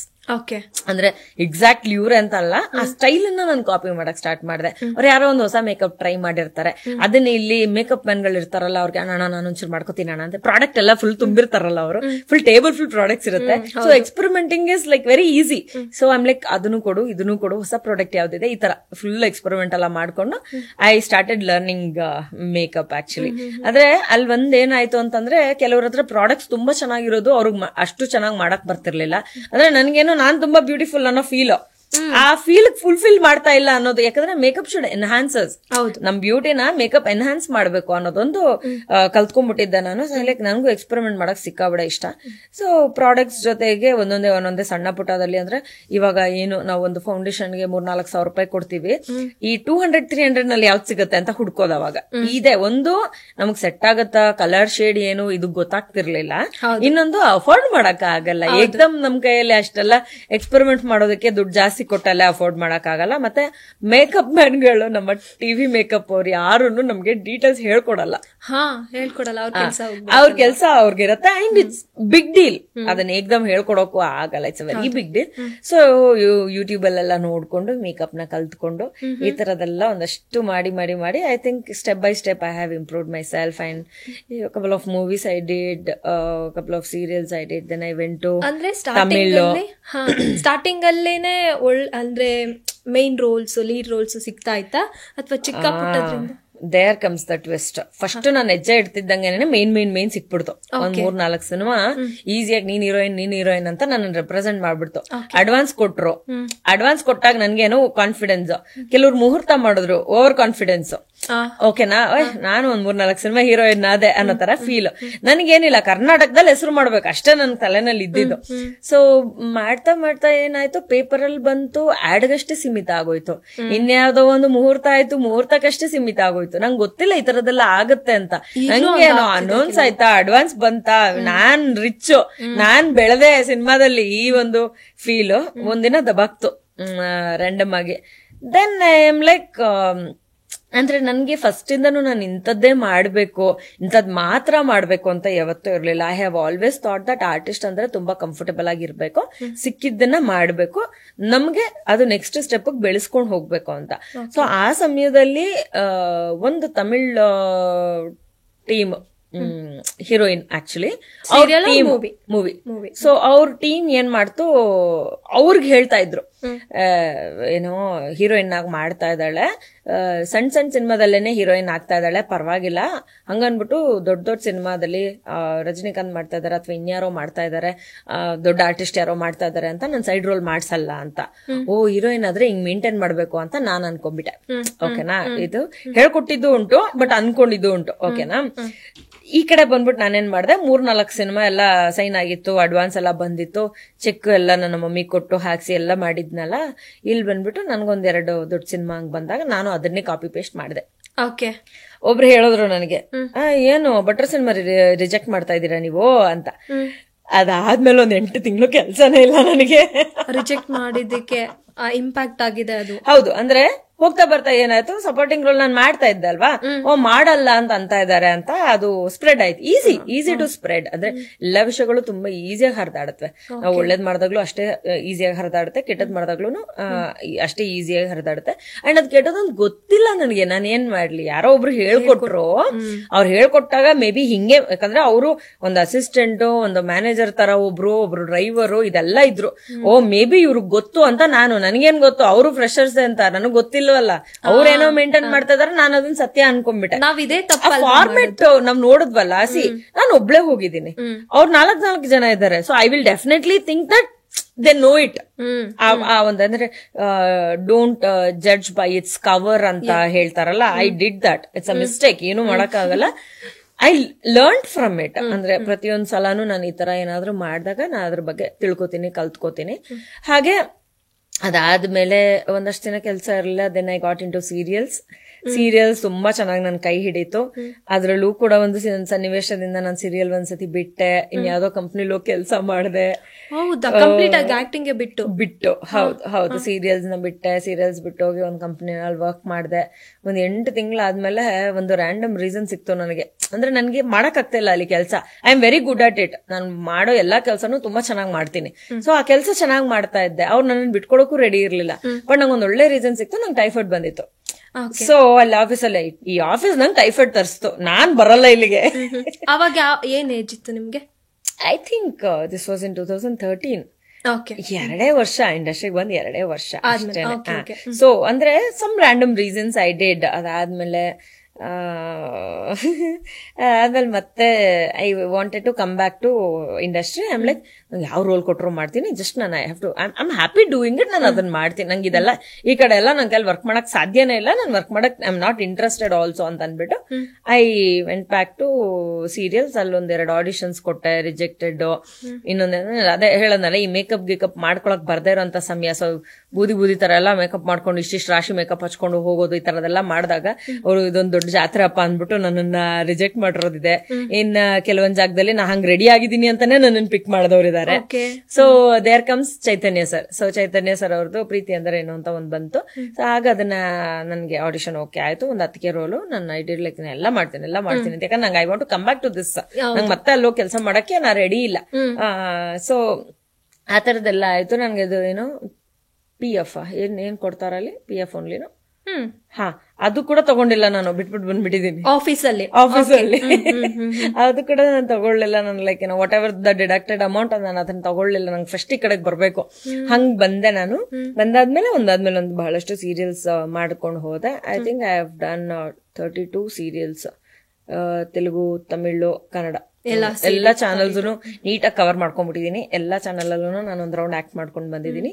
ಈಗ ಬಂದಿರೋಂತ ಹೊಸದ್ 1-2 ಬಿಟ್ಟು ಇನ್ನು ಉಳಿದಿದೆ ಎಲ್ಲದ್ರಲ್ಲೂ. ತಮಿಳಲ್ಲೂ ಒಂದೆರಡು, ಅಂದ್ರೆ ಇಲ್ಲಿ ದೊಡ್ಡ ಹೆಸರು ಮಾಡಿರೋಂಥದ್ದು ಅದು ಹೊಸದಾಗಿದೆ. ಇವಾಗ ಅಲ್ಲಿ ಝೀ ಆಗಿರ್ಬೋದು, ಕಲರ್ಸ್ ಆಗಿರ್ಬೋದು, ಮೊದ್ಲಿರ್ಲಿಲ್ಲ. ನಾನು ಆಕ್ಟ್ ಮಾಡಿ ಸೀರಿಯಲ್ ಮಾಡ್ತಾ ಇದ್ದ ಟೈಮಲ್ಲಿ ಅದಿರ್ಲಿಲ್ಲ. ಸೊ ಎಲ್ಲವನ್ನು ಕವರ್ ಮಾಡ್ಕೊಂಡು ದೆನ್ ಮಂಗಳಗೌರಿ ಮಾಡ್ತಾ ಇದ್ದಂತ ಸಮಯದಲ್ಲಿ I decided like okay, let me do films. ಒಂದ್ ಸೀರಿಯಲ್ ಮಾಡ್ಕೊಂಡು ಒಂದ್ ನಾರ್ಮಲ್ ಲೆವೆಲ್ ಬಂತಲ್ಲ, ಆವಾಗ ಒಂದ್ ಸೀರಿಯಲ್ ಮಾಡ್ಕೊಂಡು ಸಿನಿಮಾ ಕಾನ್ಸಂಟ್ರೇಟ್ ಮಾಡೋಣ ಅಂತ ಅನ್ನಿಸ್ತು. ದೆನ್ ಐ ಡಿಡ್ ಒಂದೆರಡು ಸಿನಿಮಾ, ಅದ್ರಲ್ಲೂ ಒಂದು ರಿಲೀಸ್ ಆಗ್ಲಿಲ್ಲ. ಸೊ ನಾವು ಮಾಡ್ತಾ ಇದ್ದಂತ ಸೆಟ್ಗೆ ಬಂದ್ಬಿಟ್ಟು ಅವ್ರು ಒಂದು ಅಡ್ವಾನ್ಸ್ ಕೊಟ್ಬಿಟ್ಟು ನನ್ನನ್ನು ಬುಕ್ ಮಾಡಿ ಈ ತರದ್ ಹಿಂಗೆ ಶೂಟಿಂಗು ಅದು ಇದು ಅಂತೆಲ್ಲ ಹೇಳಿ ಹೋದೆ. ಶೂಟಿಂಗು ಮಾಡದೆ, ಕಂಪ್ಲೀಟ್ ಮಾಡಕ್ ಆಗ್ಲಿಲ್ಲ ಅದು. ಬಟ್ ಆ ಸಿನಿಮಾ ಇಂದ ಲೀಡ್ ತಗೊಂಡಿದ್ದು I am continuously doing films. Okay, yeah, ಅದ್ ಯಾವ್ದ್ ಲೀಡ್ ತಗೊಂತಲ್ಲ ಅದು ಪಾಪ ಕಂಪ್ಲೀಟ್ ಆಗ್ಲಿಲ್ಲ, ರಿಲೀಸು ಆಗ್ಲಿಲ್ಲ. ಇನ್ ಮಿಕ್ಕಿದೆಲ್ಲಾನು ಆಗ್ತಾ ಹೋಯ್ತು. ಅದಾದ್ಮೇಲೆ ಇನ್ನೊಂದು ಮಾಡಿದೆ, ಅವರು ರಿಲೀಸ್ ಮಾಡಕ್ ಆಗ್ಲಿಲ್ಲ. They kept the film ready but release ಮಾಡಕ್ ಆಗ್ಲಿಲ್ಲ. ಅದಾದ ನಂತರ ಪೆಂಟಗನ್ ಮಾಡಿದೆ, ರಿಲೀಸ್ ಆಯ್ತು, ಒಳ್ಳೆ ಹೆಸರು ತಂದ್ಕೊಡ್ತು, ಒಂದಷ್ಟು ಕಾಂಟ್ರವರ್ಸಿನೂ ಆಯ್ತು, ಇನ್ನೊಂದು ಏನೋ ಆಯ್ತು. ಅದಾದ್ಮೇಲೆ ಉಂಡೆನಾಮ ಮಾಡಿದೆ, ಅಲ್ಲೂ ಕೂಡ ಒಳ್ಳೆ ಹೆಸರು ತಂದ್ಕೊಡ್ತು. ನಂಗೆ ಕೋಮಲ್ ಸರ್ ಪರಿಚಯ ಆಗಿದ್ದೆ ಅಲ್ಲಿ. ಅವತ್ತಲ್ಲಿ ಪರಿಚಯ ಆಗಿಲ್ಲ ಅಂದಿದ್ರೆ ಇವತ್ ನಾವು ಕೋಣ ಸಿನಿಮಾ ಮಾಡ್ತಿದ್ವೋ ಏನೋ ನನಗ್ ಗೊತ್ತಿಲ್ಲ. ಬಟ್ ಅವತ್ತಲ್ಲಿ ಆಗಿದ್ದ ಪರಿಚಯ. ಅಂಡ್ ಅವತ್ತು ಕೂಡ ಅಂದ್ರೆ ನಮ್ಮ ಹಣೆ ಬರಹ ನಮ್ಮನ್ನ ಎಲ್ಲಿ ಕರ್ಕೊಂಡ್ ಬರತ್ತೆ ಅಂತಂದ್ರೆ, I just have to tell this to you. ಇವತ್ತು ಕೋಣ ಸಿನಿಮಾ ಮಾಡ್ತಾ ಇದೀವಿ, ಇದಕ್ಕೆ ಲೀಡ್ ಕೋಮಲ್ ಸರ್ ನನಗೆ ಪರಿಚಯ ಆಗಿದ್ದು. ಅಂದ್ರೆ ದುಡ್ಡಿನ ವಿಚಾರ, ನಮ್ಮ ಇರುವಂತಹ ಸಿಚುವೇಶನ್, ಹ್ಯಾಂಡ್ಲಿಂಗು ಎಲ್ಲ ಡಿಫ್ರೆಂಟ್. ಬಟ್ ಈ ಒಂದು ಪ್ರಾಜೆಕ್ಟ್ ಹಿಂದೆ ನನಗೆ ಕೋಮಲ್ ಸರ್ ಎಲ್ಲಿ ಗೊತ್ತು ಅಂತಂದ್ರೆ ಉಂಡೆನಾಮ ಸಿನಿಮಾದ ಮೂಲಕ. ಉಂಡೆನಾಮ ಸಿನಿಮಾಗ್ ಬರೋದಕ್ಕೆ ನಾನು ಮಂಗಳಗೌರಿ ಸಿನಿಮಾ ಮಂಗಳಗೌರಿ ಸೀರಿಯಲ್, ಮಂಗಳಗೌರಿ ಮದುವೆ ಶೂಟಿಂಗ್ ಮಾಡ್ತಾ ಇದ್ದೆ. ಅಲ್ಲಿ ಇನ್ನೊಂದು ತೆಲುಗು ಸೀರಿಯಲ್ ಕೂಡ ಮಾಡ್ತಾ ಇದ್ದೆ. ಸೊ ಡೇಟ್ ತುಂಬಾ ಕಾಂಪ್ಯಾಕ್ಟ್ ಆಗಿತ್ತು. ಸೊ ಒಂದ್ 8 ವರ್ಷದ ಹಿಂದೆ ನಾನು ಒಂದು ಆಡ್ ಮಾಡಿದ್ದೆ. ಅದರಲ್ಲಿ ಕ್ಯಾಶಿಯರ್ ಬಂದು Rajashekar, who is the director of Undenaama. ಓಕೆನಾ, ಅವರು ನನ್ನನ್ನ ಹಳೆ ಒಂದು ಏನೋ ಫ್ರೆಂಡ್ ಅಂತ ಅನ್ಕೊಂಡು ಈ ಮಂಗಳಗೌರಿನಲ್ಲಿ ನಾನು ಮಾಡ್ತಿದ್ದಂತ ಒಂದು ಪಾತ್ರನ ನೋಡಿ, ಓ ಈ ಪಾತ್ರದಲ್ಲಿ ಒಂದು ಪಾತ್ರ ಇದೆ, ಇದನ್ನ ಇವ್ರು ಮಾಡಬಹುದು ಅಂತ ಹಳೆ ಕಾಂಟ್ಯಾಕ್ಟ್ ಆಗಿ ನನಗೆ ಕಾಲ್ ಮಾಡಿದ್ರು ಅವರು. So I got into Undenaama. ಅಂದ್ರೆ ಹೈದರಾಬಾದ್ ಅಲ್ಲಿ ಶೂಟ್ ನಡೀತಿತ್ತು, ಇಲ್ಲಿ ನಮಗ್ ಮಾಡಕ್ ಆಗಲ್ಲ ಅಂತ ಅನ್ಬಿಟ್ಟು ಕೋವಿಡ್ ಸೆಕೆಂಡ್ ವೇವ್ ಆ ತರ ಇತ್ತಲ್ಲ. ಸೊ ಆ ಸಮಯದಲ್ಲಿ ನಮ್ಗೆ ರಾಮೋಜಿ ಫಿಲ್ಮ್ ಸಿಟಿ ನಲ್ಲಿ ಶೂಟಿಂಗ್ ನಡೀತಿತ್ತು. ಅಲ್ಲಿಂದ ರಾತ್ರಿ ಫ್ಲೈಟ್ ತಗೊಂಡು ಇಲ್ಲಿ ಬೆಳಗ್ಗೆಗೆ ಬಂದು, ನಾನು ಅಲ್ಲಿ ಆಲ್ರೆಡಿ ಡೇ ನೈಟ್ ವರ್ಕ್ ಮಾಡ್ತಾ ಇದ್ದೆ. ಇಲ್ಲಿ ಬೆಳಗ್ಗೆ ಬಂದು ಇವ್ರ ಶೂಟಿಂಗ್ ಮುಗಿಸ್ಕೊಂಡು ಆಮೇಲೆ ಮನೆಗೆ ಬಂದಿರೋದು. ನಾನು ಆ ರೀತಿ ಮಾಡದಂತ ಒಂದ್ ಸಿನಿಮಾ. ಅವತ್ತೇನಾದ್ರೂ ನಾನು ಉಂಡೆನಾಮ ಡೇಟ್ ಅಡ್ಜಸ್ಟ್ ಆಗಿಲ್ಲ ಅಂತ ಬಿಟ್ಬಿಟ್ಟಿದ್ರೆ ಕೋಮಲ್ ಸರ್ ಪರಿಚಯನೂ ಆಗ್ತಿರ್ಲಿಲ್ಲ. ಈ ಕಡೆ ನಾನು ಬಂದು ಮತ್ತೆ ಅವ್ರ ಹತ್ರ ವರ್ಕ್ ಮಾಡೋದಕ್ಕೆ, ಯಾಕಂದ್ರೆ ಭಯ ಇದ್ದೇ ಇರುತ್ತಲ್ಲ, ದೊಡ್ಡ ಆರ್ಟಿಸ್ಟ್ ಅನ್ಬೇಕಾದ್ರೆ. ಸೊ ಆ ಒಂದ್ ಸಿನಿಮಾ ಬಿಟ್ಕೊಡ್ಬಾರ್ದು ಅಂತ ನಾನು ಅವತ್ತು ಸ್ಟ್ರಗಲ್ ಮಾಡ್ಕೊಂಡೆಲ್ಲ ಬಂದೆ, ಮಾಡ್ದೆ. ಅದಾದ ನಂತರ ಮತ್ತೆ ನಮ್ಮ ಅಪೂಸ್ 93 ಕಿಚನ್ ಅಂತ ನಾವು ಓಪನ್ ಮಾಡಿದ್ವಿ. ಅದನ್ನ ಓಪನಿಂಗ್ ಮಾಡ್ಕೊಟ್ಟಿದ್ದು ನಮ್ ಕೋಮಲ್ ಸರ್. ಅಲ್ಲಿ ಬೆಳೆದಂತ ಒಂದು ಪರಿಚಯ, ಫ್ರೆಂಡ್ಶಿಪ್ ಏನೇ ಅನ್ಕೊಂಡ್ರು ಕೂಡ ಅದು ಇವತ್ತಿಲ್ಲಿಗೆ ಪ್ರೊಡ್ಯೂಸರ್ ಹೀರೋ ಅನ್ನೋಂತ ಒಂದು ಸಂಬಂಧಕ್ಕೆ ನಿಲ್ಸಿದೆ. ಅಂಡ್ ನಮ್ಮ ಇನ್ನೊಬ್ರು ಪ್ರೊಡ್ಯೂಸರ್ ಇದಾರೆ ಆರ್ ಕೆ ಅಂತ, ಅವರು ಮತ್ತೆ ಕೋಮಲ್ ಸರ್ ಗಂಡ ಹೆಂಡತಿ ಆಗ್ಬಿಟ್ಟಿದ್ದಾರೆ. ಡಿಸ್ಕಷನ್ ಮಾಡ್ತಾನೆ ಇರ್ತಾರೆ day night. So they understand the cinema. ಅವ್ರಿಗೆ ನಾಲೆಜ್ ಇದೆ, ಇವ್ರಿಗೆ ಅರ್ಜ್ ಇದೆ, ಕಲ್ತ್ಕೋಬೇಕು, ಮಾಡಬೇಕು ಅನ್ನೋಂಥದ್ದು. ಸೊ ಒಳ್ಳೆ ಕಾಂಬಿನೇಷನ್ ಮಾತ್ರ ನಮ್ ಸಿನಿಮಾದಲ್ಲಿ ಆಗಿದೆ. So this today I am sitting here as actress, producer, everything, entrepreneur also. ಹೌದು, ಎಂಟರ್ಪ್ರಿನರ್ ಆಗಬೇಕು ಅಂತಾನು ಅನ್ಕೊಂಡಿದ್ರ ಅಥವಾ ಅದಂಗೆ ಆಗ್ತಾ ಹೋಗಿದೆ? ಅಂದ್ರೆ ಪ್ರಾಬಬ್ಲಿ ನೀವು ಇವಾಗ ಕೇಳ್ಬೇಕಾದ್ರೆ ನನ್ಗೆ ಅನಿಸ್ತದೆ ನಾನೇನೋ ಒಂದು ಪುಟ್ಟದ್ ಅನ್ಕೊಂಡಿರ್ತೀನಿ, ಬಟ್ ದೊಡ್ಡದಾಗ್ತಾ ಇದೆ. ನೀವು ಮ್ಯಾನಿಫೆಸ್ಟೇಷನ್ ನ ಬಿಲೀವ್ ಮಾಡ್ತೀರಾ? ದೇವ್ರನ್ನ ಪ್ರೇ ಮಾಡ್ಕೊಳ್ತೀನಿ. ಮ್ಯಾನಿಫೆಸ್ಟೇಷನ್ ಅಂತ ಅಂದ್ರೆ ನಾಟ್ ಎಕ್ಸಾಕ್ಟ್ಲಿ ಅದಕ್ಕೇನು ಪ್ರೋಸೆಸ್ ಇದೆಯೋ ಅದನ್ನ ಮಾಡಿರುವಂತದ್ ಕಡಿಮೆ. ಬಟ್ ನನಗೇನ್ ಬೇಕು ಅದನ್ನ ನಾನು ದೇವ್ರ ಹತ್ರ ಕೈ ಮುಗಿಬೇಕಾದ್ರೆ, ದೇವ್ರೆ ನಾನು ಇದು ಅನ್ಕೊಂಡಿದ್ದೀನಿ, ಇದನ್ನ ಮಾಡು ಅಂತ ಕೇಳ್ಕೊಳ್ತೀನಿ. ಒಂದಿನ ಹಿಂದೆನೋ ಮುಂದೆನೋ, ಬಟ್ ದೇವ್ರು ನನ್ಗೆ ಅದನ್ನ ಮಾಡ್ಕೊಟ್ಟಿದ್ದಾರೆ. ಅವ್ರು ತೋರಿಸ್ತಾ ಇರುವಂತ ದಾರಿನಲ್ಲಿ ನಾನು ನಡೀತಾ ಇದ್ದೀನಿ. ಸೊ ಒಂದು ಹುಡುಗಿ ಆಗಿದ್ಕೊಂಡು ಎಂಟರ್ಪ್ರಿನರ್ ಆಗಿ, ಸೊ ಒಬ್ರೇನೆ ನೀವು ನಿಂತ್ಕೊಂಡು ಪ್ರೊಡ್ಯೂಸರ್ ಆಗಿನೂ ಕೂಡ ಇದೀರಾ ಅನ್ನುವಂಥದ್ದು, it is not so easy. ನಾವು ನೋಡಿದಾಗ ತನಿಷಾ ಪ್ರೊಡ್ಯೂಸರ್ ಅಂತ ಕೊಂಡ್ರೋ ಅಂತಾರೆ. ಅಂಡ್ ಅದಕ್ಕೆ ನೀವು ಎಷ್ಟು ಕಷ್ಟ ಪಟ್ಟಿರ್ತೀರಾ ಅದ್ ನಿಮಗೆ ಮಾತ್ರ ಗೊತ್ತು. ಸೊ ನೀವು ಇದನ್ನ ಹೇಗ್ ತಗೊಂಡಿದ್ದೀರಾ? ಅಂದ್ರೆ ನಂಗೆ ಕಷ್ಟ ಆಗ್ತಿದೆ ಆತರ ಯಾವತ್ತಾದ್ರೂ ನಿಮ್ಗೆ ಅನ್ಸಿದ್ಯಾ? ಕಷ್ಟ ದುಡ್ಡಿನ ವಿಚಾರದಲ್ಲಿ ಆಗಿದೆ. ಇವ್ರ ಹೇಳಿಕೆ ವಿಚಾರವನ್ನ ನಾವು ತಗೊಳ್ಬೇಕು ಅಂತಂದ್ರೆ ನಾವಿನ್ನು ಯಾವ್ದೋ 10th ಸ್ಟ್ಯಾಂಡರ್ಡ್ ಅಲ್ಲೇ ಇರ್ಬೇಕು, ಇಲ್ಲ PU ನಲ್ಲೇ ಇರ್ಬೇಕಾಗತ್ತೆ. ಮುಂದೆ ಬೆಳೆಯೋದಕ್ ಸಾಧ್ಯನೇ ಆಗಲ್ಲ. ಅಂಡ್ ಅವ್ರು ಹೇಳೋದ್ರಿಂದ ನಾವೇನೋ ಬೆಳೆದ್ ಬಿಡ್ತೀವಿ ಅನ್ನೋಂಗಿತ್ತು ಅಂದ್ರೆ ಅವ್ರ ಮಾತನ್ನ ಕನ್ಸಿಡರ್ ಮಾಡೋಣ. ಅಂಡ್ ಯಾರ ಹೇಳಿಗೆನು ಯಾರು ಅಷ್ಟು ಸುಲಭವಾಗಿ ಮೆಚ್ಕೊಳ್ಳಲ್ಲ. ಅಂಡ್ ಒಳಗಡೆ ಗೊತ್ತಿರುತ್ತೆ ಇದಾಗ್ಬಿಟ್ರ ಅಂತ ಅನ್ಕೊಂತಾರೆ, ಬಿಟ್ರೆ ಇದಾದ್ರಲ್ಲ ಅಂತ ಅನ್ಬಿಟ್ಟು ಅಪ್ರಿಶಿಯೇಟ್ ಮಾಡೋರು ಕಡಿಮೆ ಆಗ್ತಾರೆ. ನಮ್ಮ ಲೈಫಲ್ಲಿ ಆ ತರ ಅಪ್ರಿಶಿಯೇಟ್ ಎಲ್ರೂ ಮಾಡದೇ ಇರ್ಬೋದು, ಬಟ್ ಮನ್ಸಲ್ಲೇ ಖುಷಿ ಪಟ್ಟವ್ರಿಗೂ ನನ್ನ ಥ್ಯಾಂಕ್ಸ್. ಯಾರು ಇಷ್ಟಪಟ್ಟಿಲ್ವೋ ಅವ್ರಿಗೂ ಕೂಡ ಥ್ಯಾಂಕ್ಸ್. ಯಾಕೆ ಅಂದ್ರೆ ನೀವ್ ಎಷ್ಟು ನನ್ನ ನೋಡಿ ಹೊಟ್ಟೆ ಹುರ್ಕೋತಿರೋ ನಾನು ಅಷ್ಟೇ ಬೆಳಿತೀನಿ. Great, super. ಅದೇ ನನ್ನ ಧ್ಯೇಯ in life. Super super. So producer ಆಗ್ಬೇಕು ಅನ್ನೋದು ತುಂಬಾ ದೊಡ್ಡ ವಿಷಯ. ಆ ದೊಡ್ಡ ವಿಷಯ ನಾನು ಇವತ್ತು ಸಾಧಿಸಿದೀನಿ ಅನ್ನೋಂತಹ ಹೆಮ್ಮೆ ನನಗಿದೆ. ಹಂಗನ್ಬಿಟ್ಟು ನಾನ್ ಪ್ರೊಡ್ಯೂಸರು ಅದಕ್ಕೆ ನಾನು ಇಷ್ಟ ಬಂದಿದ್ ಮಾತಾಡ್ತೀನಿ ಅಂತ ನಾನು ಹೇಳಕ್ಕಾಗಲ್ಲ. ನಾನು ಮೊದ್ಲಿಂದನೂ ಹಿಂಗೆ ಮಾತಾಡ್ತಾ ಬಂದಿದ್ದೀನಿ. ನನ್ನ ಮಾತು ಹಿಂಗಿದೆ ಅನ್ನೋದಕ್ಕೇನೆ ಜನ ನನಗ್ ಪ್ರೀತಿ ಕೊಟ್ಟಿದ್ದಾರೆ. ಹೌದು. ಸೊ ಅದಕ್ಕೋಸ್ಕರ ನಾನು ಹೆಂಗಿದ್ನೋ ಹಂಗಿರೋದೇನೆ ನನ್ನ ಒಂದು ಲೈಫ್ ಸ್ಟೈಲು. ಅಥವಾ ಎಸ್, ಕಷ್ಟ ಅಂತ ಬಂದಾಗ ಹೌದು, ದುಡ್ಡಿನ ವಿಚಾರದಲ್ಲಿ ಪ್ರೊಡ್ಯೂಸರ್ ಆದಾಗ ತುಂಬಾ ಸಾವಿರ ಲಕ್ಷ ಕೋಟಿ ಅಂತ ಹೋಗ್ತಾನೆ ಇರುತ್ತೆ. ಯಾವ ವಿಚಾರದಲ್ಲಿ ಅಯ್ಯೋ ಹಿಂಗಾಯ್ತಾ, ಅಯ್ಯೋ ಹಂಗಾಯ್ತಾ, ಇಷ್ಟು ಬೇಕು ಅಷ್ಟು ಬೇಕು, ಈ ಒದ್ದಾಟಗಳಿದೆ. ಅದಕ್ಕೆ ಸರಿಯಾಗಿ ನನಗೆ ಜೊತೆಗೆ ನಿಂತವರು ಕೂಡ ಇದ್ದಾರೆ, ನಮ್ಮ ಪಾರ್ಟ್ನರ್ಸ್. ಅದ್ರ ಜೊತೆಗೆ ನಾನು ಯಾವತ್ತು ದುಡ್ಡಿನ ವ್ಯವಹಾರನೇ ಮಾಡದೇ ಇರೋಂಥವ್ರು ತಗೊಂಡ್ ಬಂದು ಸಿನಿಮಾ ಮಾಡ್ತಾ ಇದೀಯಾ, ಮಾಡು ಅಂತ, ಧೈರ್ಯವಾಗಿ ಮಾಡು ಅಂತ ಕೊಟ್ಟಂತವ್ರು ಇದ್ದಾರೆ. ಆ ಒಂದು ನಂಬಿಕೆ ನನ್ನ ಮೇಲಿದೆಯಲ್ಲ, ಅದನ್ನ ಉಳಿಸ್ಕೊಳ್ಳೋ ಪ್ರಯತ್ನದಲ್ಲಿ ನಾನು ಬಿಸಿ ಇದ್ದೀನಿ. ಇವಳು ಪ್ರೊಡ್ಯೂಸರ್ ಆಗ್ಬಿಟ್ಲಾ ಅಂತ ಹೊಟ್ಟೆ ಹುರ್ಕೊಳ್ಳೋರ್ನ ನಾನು ಕನ್ಸಿಡರ್ ಮಾಡೋದಕ್ಕೂ ರೆಡಿ ಇಲ್ಲ. ಅವ್ರು ಎಲ್ಲಿದಾರೋ ಅಲ್ಲೇ ಇದ್ರೆ ಚಂದ. ಇವತ್ತು ನನ್ನ ಹತ್ರ ಬರೋದಕ್ಕೆ ಹೋಗ್ಬೇಡಿ. ಸೊ ಇಷ್ಟೊತ್ತು ಮಾತಾಡಿದೀವಿ, ಬಿಗ್ ಬಾಸ್ ಬಗ್ಗೆ ಮಾತಾಡಿಲ್ಲ ಅಂದ್ರೆ ನೋಡೋರು ಆಮೇಲೆ ಬೇಜಾರ್ ಮಾಡ್ಕೊಂಡ್ಬಿಡ್ತಾರೆ. ಸೊ ಬಿಗ್ ಬಾಸ್ಗೆ ಹೇಗೆ ಅಂದ್ರೆ, ಬಿಗ್ ಬಾಸ್ ಬರೋದ್ಕಿಂತ ಮುಂಚೆ ನಿಮ್ಮನ್ನ ಕೇಳ್ಬೇಕಂದ್ರೆ, ಇವಳು ಒಬ್ಬ ಚೆನ್ನಾಗಿ ಆಕ್ಟ್ ಮಾಡ್ತಾಳೆ, ಇವಳು ಒಂದು ಹುಡುಗಿ ಅಂತ ನಿಮ್ಗೆ ಗುರುತಿಸೋಕೆ ಯೂಸ್ ಆಗಿದ್ದಂಥದ್ದು ಅಂದ್ರೆ, ಗುರುತಿಸೋಕೆ ಜನ ಸ್ಟಾರ್ಟ್ ಆಗಿದ್ದು ಯಾವ ಕ್ಯಾರೆಕ್ಟರ್ ಇಂದ? ನಾನು ಫಸ್ಟ್ ಸೀರಿಯಲ್ನೇ ನನಗೆ ಒಳ್ಳೆ ಇದು ತಂದ್ಕೊಟ್ಟಿತ್ತು. ಅಶ್ವಿನಿ ನಕ್ಷತ್ರ ನಾನು ಮಾಡಿದ ಮೊದಲನೇ ಸೀರಿಯಲ್. ಸೊ JK ಮತ್ತೆ ಮಯೂರಿ, ನಾನು ಈ ಕಾಂಬಿನೇಷನ್ ತುಂಬಾ ಚೆನ್ನಾಗಿ ವರ್ಕೌಟ್ ಆಗಿತ್ತು. ಬಟ್ ನಾನು ಕಾರಣಾಂತರಗಳಿಂದ ಮಧ್ಯದಲ್ಲಿ ಬಿಟ್ಟು ಹೋಗ್ಬೇಕಾಯ್ತು ಆ ಒಂದು ಸೀರಿಯಲ್ ನ. ನಾನು ಹೇಳದ್ನಲ್ಲ, ತುಂಬಾ ಶಾರ್ಟ್ ಟೆಂಪರ್ಡ್ ಇದ್ದೆ ನಾನು ಆ ಟೈಮ್ ನಲ್ಲಿ ಅಂತ. ಸೊ ಆ ಒಂದು ಸಮಯ ಅದು ನಾನು ಕೆಲಸ ಮಾಡಿದ 4ನೇ ದಿನಕ್ಕೆ, ಅಂದ್ರೆ ಟೆಲಿಕಾಸ್ಟ್ ಆಗಿದ್ 4ನೇ ದಿನಕ್ಕೆ ನನ್ನ ಗುರುತಿಸಿದ್ದಾರೆ. ದೊಡ್ಡ ವಿಷಯ ನನ್ನ ಲೈಫಲ್ಲೇ. ಐ ಆಮ್ ಲೈಕ್ ಚಿಲ್ಲಿಂಗ್, ಪಾನಿಪುರಿನೋ ಇಲ್ಲ ಯಾವ್ದೋ ಅಂಗಡಿಗೋ ಆ ತರದ್ದೇನೋ ಹೋಗಿದ್ದೀನಿ ನಾನು. ಯಾಕಂದ್ರೆ ಅಲ್ಲಿವರೆಗೂ ಅದು ಗೊತ್ತಿಲ್ಲ ನನ್ಗೆ ಹೆಂಗಿರತ್ತೆ ಅಂತ. ಸೊ ಲೈಕ್ ನೀನಲ್ವಾ, ನೀನ್ ಭಾವನಾ ಅಲ್ವಾ ಅನ್ನೋ ತರ ಅದು ಆಗಿದೆ. ಅದಾದ್ಮೇಲೆ ತುಂಬಾ ಟೈಮ್ ತಗೊಳ್ತು ಮಧ್ಯದಲ್ಲಿ ಬೇರೆ ಏನೋ ಮಾಡ್ತಾ ಇರ್ಬೇಕಾದ್ರೆ. ಇವತ್ಗೂ ಎಷ್ಟೋ ಜನ ಅಶ್ವಿನಿ ನಕ್ಷತ್ರದಲ್ಲಿ ಮಾಡಿದವ್ರಲ್ವಾ ನೀವು ಅನ್ನೋ ಆ ಫೀಲ್ ಅಲ್ಲೇನೆ ಇದ್ದಾರೆ. ಅಂದ್ರೆ ಬಹಳಷ್ಟು ಜನಕ್ಕೆ ನಾನು ಹಳೆ ತನಿಷಾ ಆಗಿನೇ ಗೊತ್ತು, ಹಳೆ ಭಾವನಾ ಆಗಿನೇ ಗೊತ್ತು, ಆ ರೀತಿಯಾಗತ್ತೆ. ಬಟ್ ನಾನು ತನಿಷಾ ಆಗಿ ಗುರುತಿಸ್ಕೊಳ್ಳೋ ಅಂತ ಪ್ರಯತ್ನದಲ್ಲಿದ್ದೆ. ನಾನು ಅಂದ್ರೆ ಕೆಲವ್ರಿಗೆ ಇದೆ, ನಾನು ಹೀರೋಯಿನ್ ಆಗಿ ಮಾತ್ರ ಮಾಡ್ಬೇಕು, ಅಥವಾ ಈ ತರ ಪಾತ್ರ ಮಾಡಿದ್ರೆ, ಅಥವಾ ಲಾಂಗ್ ಲಾಸ್ಟಿಂಗ್ ಸೀರಿಯಲ್ ಮಾಡಿದ್ರೆ ಮಾತ್ರ ನಮಗ್ ಗೊತ್ತು ಸಿಗತ್ತೆ ಅಂತ. ಇಲ್ಲ, ನನ್ಗೆ ನಾನು ಯಾವಾಗ ಕಮ್ ಬ್ಯಾಕ್ ಮಾಡಿದೆ ಅಂತ ಒಂದು ಸ್ಟೋರಿ ಹೇಳ್ದೆ ನೋಡಿ. ಕಮ್ ಬ್ಯಾಕ್ ಮಾಡಿದ್ಮೇಲೆ ಒಂದೇ ವರ್ಷದಲ್ಲಿ 6 ಸೀರಿಯಲ್ ಮಾಡಿದೀನಿ ನಾನು. ಸೊ ಯೂಶಲಿ ಏನಾಗುತ್ತೆ, ಒಂದ್ ಸೀರಿಯಲ್ ಸ್ಟಕ್ ಆಗ್ಬಿಟ್ಟಿರ್ತೀವಿ, ಅಥವಾ ಇನ್ನೇನೋ ಒಂದೇ ಸೀರಿಯಲ್ ತುಂಬಾ ಟೈಮ್ ತಗೊಳ್ತಾ ಇರುತ್ತೆ. ಬಟ್ ಒಂದೇ ಸೀರಿಯಲ್ಗೆ ಸ್ಟಕ್ ಆಗ್ಬಾರ್ದು. ನಾನು ತಮಿಳ್ 2 ಸೀರಿಯಲ್ ಮಾಡ್ತಾ ಇದ್ದೆ, ಕನ್ನಡ 2 ಸೀರಿಯಲ್ ಮಾಡ್ತಾ ಇದ್ದೆ. ಸೊ ನಾನು ಬರ್ಕೊಂತಾ ಇದ್ದೆ ನಂಬರ್ ಆಫ್ ಸೀರಿಯಲ್ಸ್. ಈ ವರ್ಷದಲ್ಲಿ ನಾನು ಇಷ್ಟು ಕವರ್ ಮಾಡಿದೀನಿ ಅಂತ. ಇವಾಗ್ಲೂ ಇದೆ ನನಗೆ ಅದು ಅಭ್ಯಾಸ. ಈ ವರ್ಷದಲ್ಲಿ ನಾನು ಇಷ್ಟು ಕವರ್ ಮಾಡ್ಬೇಕು ಅನ್ನೋಂಥದ್ದು.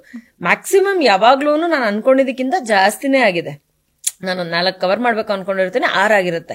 ನನ್ ಕೆಲವೊಂದ್ಸತಿ ಅದೇ ತುಂಬಾ ಅತಿ ಆಸೆ ಬಿದ್ಬಿಟ್ಟು 10 ಮಾಡ್ಬೇಕು ಅಂತ ಅನ್ಕೊಂಡಿದ್ದಾಗ 4 6 ಆಗಿರುತ್ತೆ. ಯಾಕಂದ್ರೆ ನನ್ನ ಫೇಸ್ ಅದೇನೆ ಅಷ್ಟೇ. ನನ್ನ ಒಂದು ಏನಂತಾರೆ, ಈ ಆರ್ಟಿಸ್ಟ್ಗೆ ಈ ಒಂದು ಸಮಯಕ್ಕೆ ನಾವ್ ಇಷ್ಟೇ ಮಾಡಕ್ ಆಗೋದು ಅನ್ನೋಂಥದ್ದು ಏನಿರುತ್ತಲ್ಲ, ಅದು ಅಲ್ಲಿಗೆ ಕರೆಕ್ಟ್ ಆಗಿದೆ ನನಗೆ. ಸೊ ಯೂಶಲಿ ನನ್ನ ಲಿಮಿಟ್ ಅಲ್ಲೇನೆ ನಾನು ಎಲ್ಲವನ್ನೂ ಆಸೆ ಪಟ್ಕೊಂಡು ಹೋಗ್ತೇನೆ. ಸೊ ಇದನ್ನೆಲ್ಲ ಮಾಡ್ಕೊಂಡ್ ಬರ್ತೀನಲ್ವಾ. ಇಲ್ಲಿ ಮಧ್ಯದಲ್ಲಿ ನನಗೆ ಮತ್ತೆ ತಂದ್ಕೊಟ್ಟಿದ್ದು ಐ ಥಿಂಕ್ ವಾರಸ್ದಾರ ಒಂದು ಝೀನಲ್ಲಿ, ಇನ್ನೊಂದು ಓಂ ಶಕ್ತಿ ಓಂ ಶಾಂತಿ, ಮತ್ತೆ ಕಲರ್ಸ್ಗೆ ಬಂದೆ ನಾನು. ಸೊ ಕಲರ್ಸ್ಗೆ ಬಂದಾದ್ಮೇಲೆ ಮತ್ತೆ ನಾನು ಏನ್ ಮಾಡಿದೆ ಅಂತ ಯಾರಿಗೂ ಗೊತ್ತಿರ್ಲಿಲ್ಲ. ಮಾಡ್ತಾ ಇದ್ದೆ, ಪ್ರಾಜೆಕ್ಟ್ ಕಂಟಿನ್ಯೂಸ್ ಆಗಿ ಮಾಡ್ತಾ ಇದ್ದೆ ನಾನು. ಅದಾದ್ಮೇಲೆ ಮಂಗಳಗೌರಿ ಮದ್ವೆನಲ್ಲಿ ತುಂಬಾ ಪೀಕಲ್ಲಿ ಇತ್ತದು. ನನಗೊಂದು ತರದಲ್ಲಿ ನಾ ಹೇಳದ್ನಲ್ಲ, ಉಂಡೆನಾಮ ಸಿನಿಮಾ ಸಿಗೋದಕ್ಕೂ ಕೂಡ ಅದೇ ಒಂದು ಇಂಡೈರೆಕ್ಟ್ ಕಾರಣ ಅಂತ ಹೇಳ್ಬಹುದು. ಸೊ ಅದು ನನ್ನನ್ನ ಬೈಕೊಳ್ಳೋ ವಿಧಾನದಲ್ಲಿ, ಯಾಕಂದ್ರೆ ನಾನು ನೆಗೆಟಿವ್ ಆ ರೇಂಜ್ ಪೀಕಲ್ಲಿ ಇತ್ತದು. ಸೊ ಬೈಕೊಳ್ಳೋ ವಿಧಾನದಲ್ಲಿ ನಾನು ಅದ್ರಲ್ಲಿ ಸ್ವಲ್ಪ ಜಾಸ್ತಿನೇ ಫೇಮಸ್. ನಾವೆಲ್ಲರೂ ನೋಡ್ತಾ ಇದ್ದಿದ್ದು ಅದ್ರಲ್ಲೇನೆ. ಅಂದ್ರೆ ಓಕೆ, ಇವ್ರೊಬ್ರು ಇದಾರೆ ಅಂತ ಗುರುತಿಸೋಕೆ ಸ್ಟಾರ್ಟ್ ಮಾಡಿದ್ದು ಐ ಥಿಂಕ್ ಆ ಸೀರಿಯಲ್ ನ ನೋಡ್ತಾ ಇದ್ದಿದ್ದಾಗ ನಾವು, ಅದು ಅನ್ಸುತ್ತೆ. ಅಂಡ್ ಬಿಗ್ ಬಾಸ್ಗೆ ಹೆಂಗೆ ಎಂಟರ್ ಆದ್ರಿ? ಬಿಗ್ ಬಾಸ್ಗೆ ಕಲರ್ಸ್ ಅವ್ರು ಕಾಲ್ ಮಾಡಿದ್ರು, ಟೀಮ್ ಅವ್ರು ಮಾತಾಡಿದ್ರು, ಬಿಗ್ ಬಾಸ್ ಟೀಮ್ ಅವ್ರು ಮಾತಾಡಿದ್ರು. ಅಂದ್ರೆ ಅದಕ್ಕೆ ಮುಂಚೆನೂ ಒಂದು ನಾನು ಮಂಗಳಗೌರಿನಲ್ಲಿ ಇರ್ಬೇಕಾದ್ರೆ ಒಂದ್ಸತಿ ಕಾಲ್ ಬಂದಿತ್ತು. ಆ ಕಡೆಯಿಂದನೂ ನೆಕ್ಸ್ಟ್ ಮುಂದುವರಿಲಿಲ್ಲ, ಈ ಕಡೆಯಿಂದನೂ ಮುಂದುವರಿಲಿಲ್ಲ. ಬಿಕಾಸ್ ನಾನು ಅವಾಗ ತಾನೇ ದಿನಕರ್ ಸರ್ದು ಒಂದು ಪ್ರಾಜೆಕ್ಟ್ ಒಪ್ಕೊಂಡಿದ್ದೆ. ಸೊ ಆ ಭಯ ಇತ್ತು, ಎಲ್ಲಿ ದಿನಕರ್ ತೂಗಿದ ಪ್ರಾಜೆಕ್ಟ್ ನಾನು ಬಿಟ್ಬಿಟ್ಟು ಹೋಗ್ಬಿಟ್ರೆ ನನಗೆ ಮತ್ತೆ ಯಾವಾಗ ಒಂದ್ಸತಿ ನಾನು ಹಳೇದು ಯೋಚನೆ ಮಾಡಿದ್ನಲ್ಲ, ಏನೋ ಸಣ್ಣ ಪುಟ್ಟ ಕ್ಯಾರೆಕ್ಟರ್ ಮಾಡಲ್ಲ ಅಂತ ಅನ್ಕೊಂಡು ನಾನೇನೋ ಒಂದು ರಿಜೆಕ್ಟ್ ಮಾಡಿದ್ದೆ, ಆ ಕಾರಣದಿಂದ ನನ್ಗೆ ಎಷ್ಟೊಂದು ಎಫೆಕ್ಟ್ ಆಯ್ತು ಅಂತ ಒಂದು ಹಂಗಾಗ್ಬಿಡುತ್ತೆ ಅನ್ನೋ ಒಂದು ಭಯ ಇತ್ತು. ಇನ್ನೊಂದು, I wanted to work with him. Dinakar sir ಜೊತೆ ವರ್ಕ್ ಮಾಡ್ಬೇಕು ಅನ್ನೋದು ಬಹಳ ಟೈಮ್ ನ ಕನ್ಸದು. ಅಂಡ್ ಆಬ್ವಿಯಸ್ಲಿ ದರ್ಶನ್ ಸರ್ ಅಂದ್ರೆ ನಂಗೆ ಸಿಕ್ಕಾಬಟ್ಟೆ ಇಷ್ಟ. ಸೊ ಹಾಗಾಗಿ ಆ ಲೀಡ್ ಅಲ್ಲ ಅದು. ಸೊ ನನ್ಗೆ ಅದನ್ನ ಮಿಸ್ ಮಾಡ್ಕೊಳ್ಳೋದಕ್ಕೆ ಇಷ್ಟ ಇರ್ಲಿಲ್ಲ. And at the same time ಆ ಕಡೆಯಿಂದನೂ ನನಗೆ ಮತ್ತೆ ಏನೋ ಕರೆ ಬಂದಿರ್ಲಿಲ್ಲ. ಸೊ ಅಲ್ಲಿಗೆ ಅದು ಮುಗೀತು ಅಂತ. ಬಟ್ ಯಾವ್ದೋ ವೈಲ್ಡ್ ಕಾರ್ಡ್ ಎಂಟ್ರಿ ಆ ತರದೇನೋ ಬರಬಹುದು ಅನ್ನೋ ಒಂದು ಹಿಂಟ್ ಇತ್ತು. ಬಟ್ ಐ ಆಮ್ ಲೈಕ್, ಇಲ್ಲ ಹೋದ್ರೆ ಮೇನ್ ಕಂಟೆಸ್ಟೆಂಟ್ ಆಗಿನೇ ಹೋಗ್ಬೇಕು ಅನ್ನೋ ಒಂದು ಆಸೆ ನನಗಿತ್ತು. So then comes next year. So season 10, ನಾನು ಹುಟ್ಟಿದ್ದು August 10. So it's like 10-10. ಅಮ್ಮ ಹುಟ್ಟಿದ್ದು 10th ಡೇಟ್. ಅಕ್ಟೋಬರ್ ಬಗ್ಗೆ ಹೇಳಲೇ ಇಲ್ಲ ನೀವು. October also. So it's like 10 somewhere it is like very close to me. ಅದೊಂಥರ ಖುಷಿ ನನಗೆ.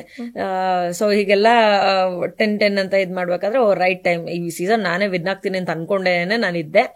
ಹಂಗೆ ಇತ್ತೇನೋಪ್ಪ, ಆಮೇಲೆ ಬದಲಾಗೋಯ್ತು. ಹೌದು ಹೌದು, ಹಂಗೆ ಇತ್ತು. ಅಂದ್ರೆ ನನ್ನ ಕಾನ್ಫಿಡೆನ್ಸ್ ಲೆವೆಲ್ನು ಹಾಗೆ ಇತ್ತು.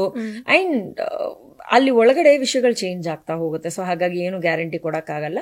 ಸೊ ಇವೆಲ್ಲವೂ ಕೂಡ ನನ್ಗೆ ಅಂದ್ರೆ ಅವ್ರ ಕಡೆಯಿಂದನೇ ಬಂತು ಅಪ್ರೋಚ್. ನಾನು ಅದನ್ನ ನನ್ನ ದಾರಿನಲ್ಲಿ ಯಾವುದೇ ಬಂದ್ರು ಕೂಡ ಸುಲಭವಾಗಿ ಯಾವ ಪ್ರಾಜೆಕ್ಟ್ ನಾನು ಬಿಡಕ್ ಇಷ್ಟಪಡಲ್ಲ. So I considered it, they also considered me.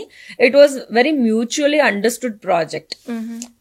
So 3 ತಿಂಗಳಲ್ಲಿ ನಾನೊಂದು 10 ಸಿನಿಮಾ ಮಾಡಿ, ಅದು 10 ಸಿನಿಮಾನು ಸೂಪರ್ ಹಿಟ್ ಆದ್ರೆ ನನಗೆ ಎಷ್ಟು ಪಬ್ಲಿಸಿಟಿ ಸಿಕ್ತಿತ್ತೋ ಅಥವಾ ಎಷ್ಟು ನನಗೆ ಜನರ ಪ್ರೀತಿ ಸಿಕ್ತಿತ್ತೋ ಅದಷ್ಟು 3 ತಿಂಗಳಲ್ಲಿ ನನಗೆ ಸಿಕ್ತು ಅಂತ ಹೇಳ್ಬೋದು.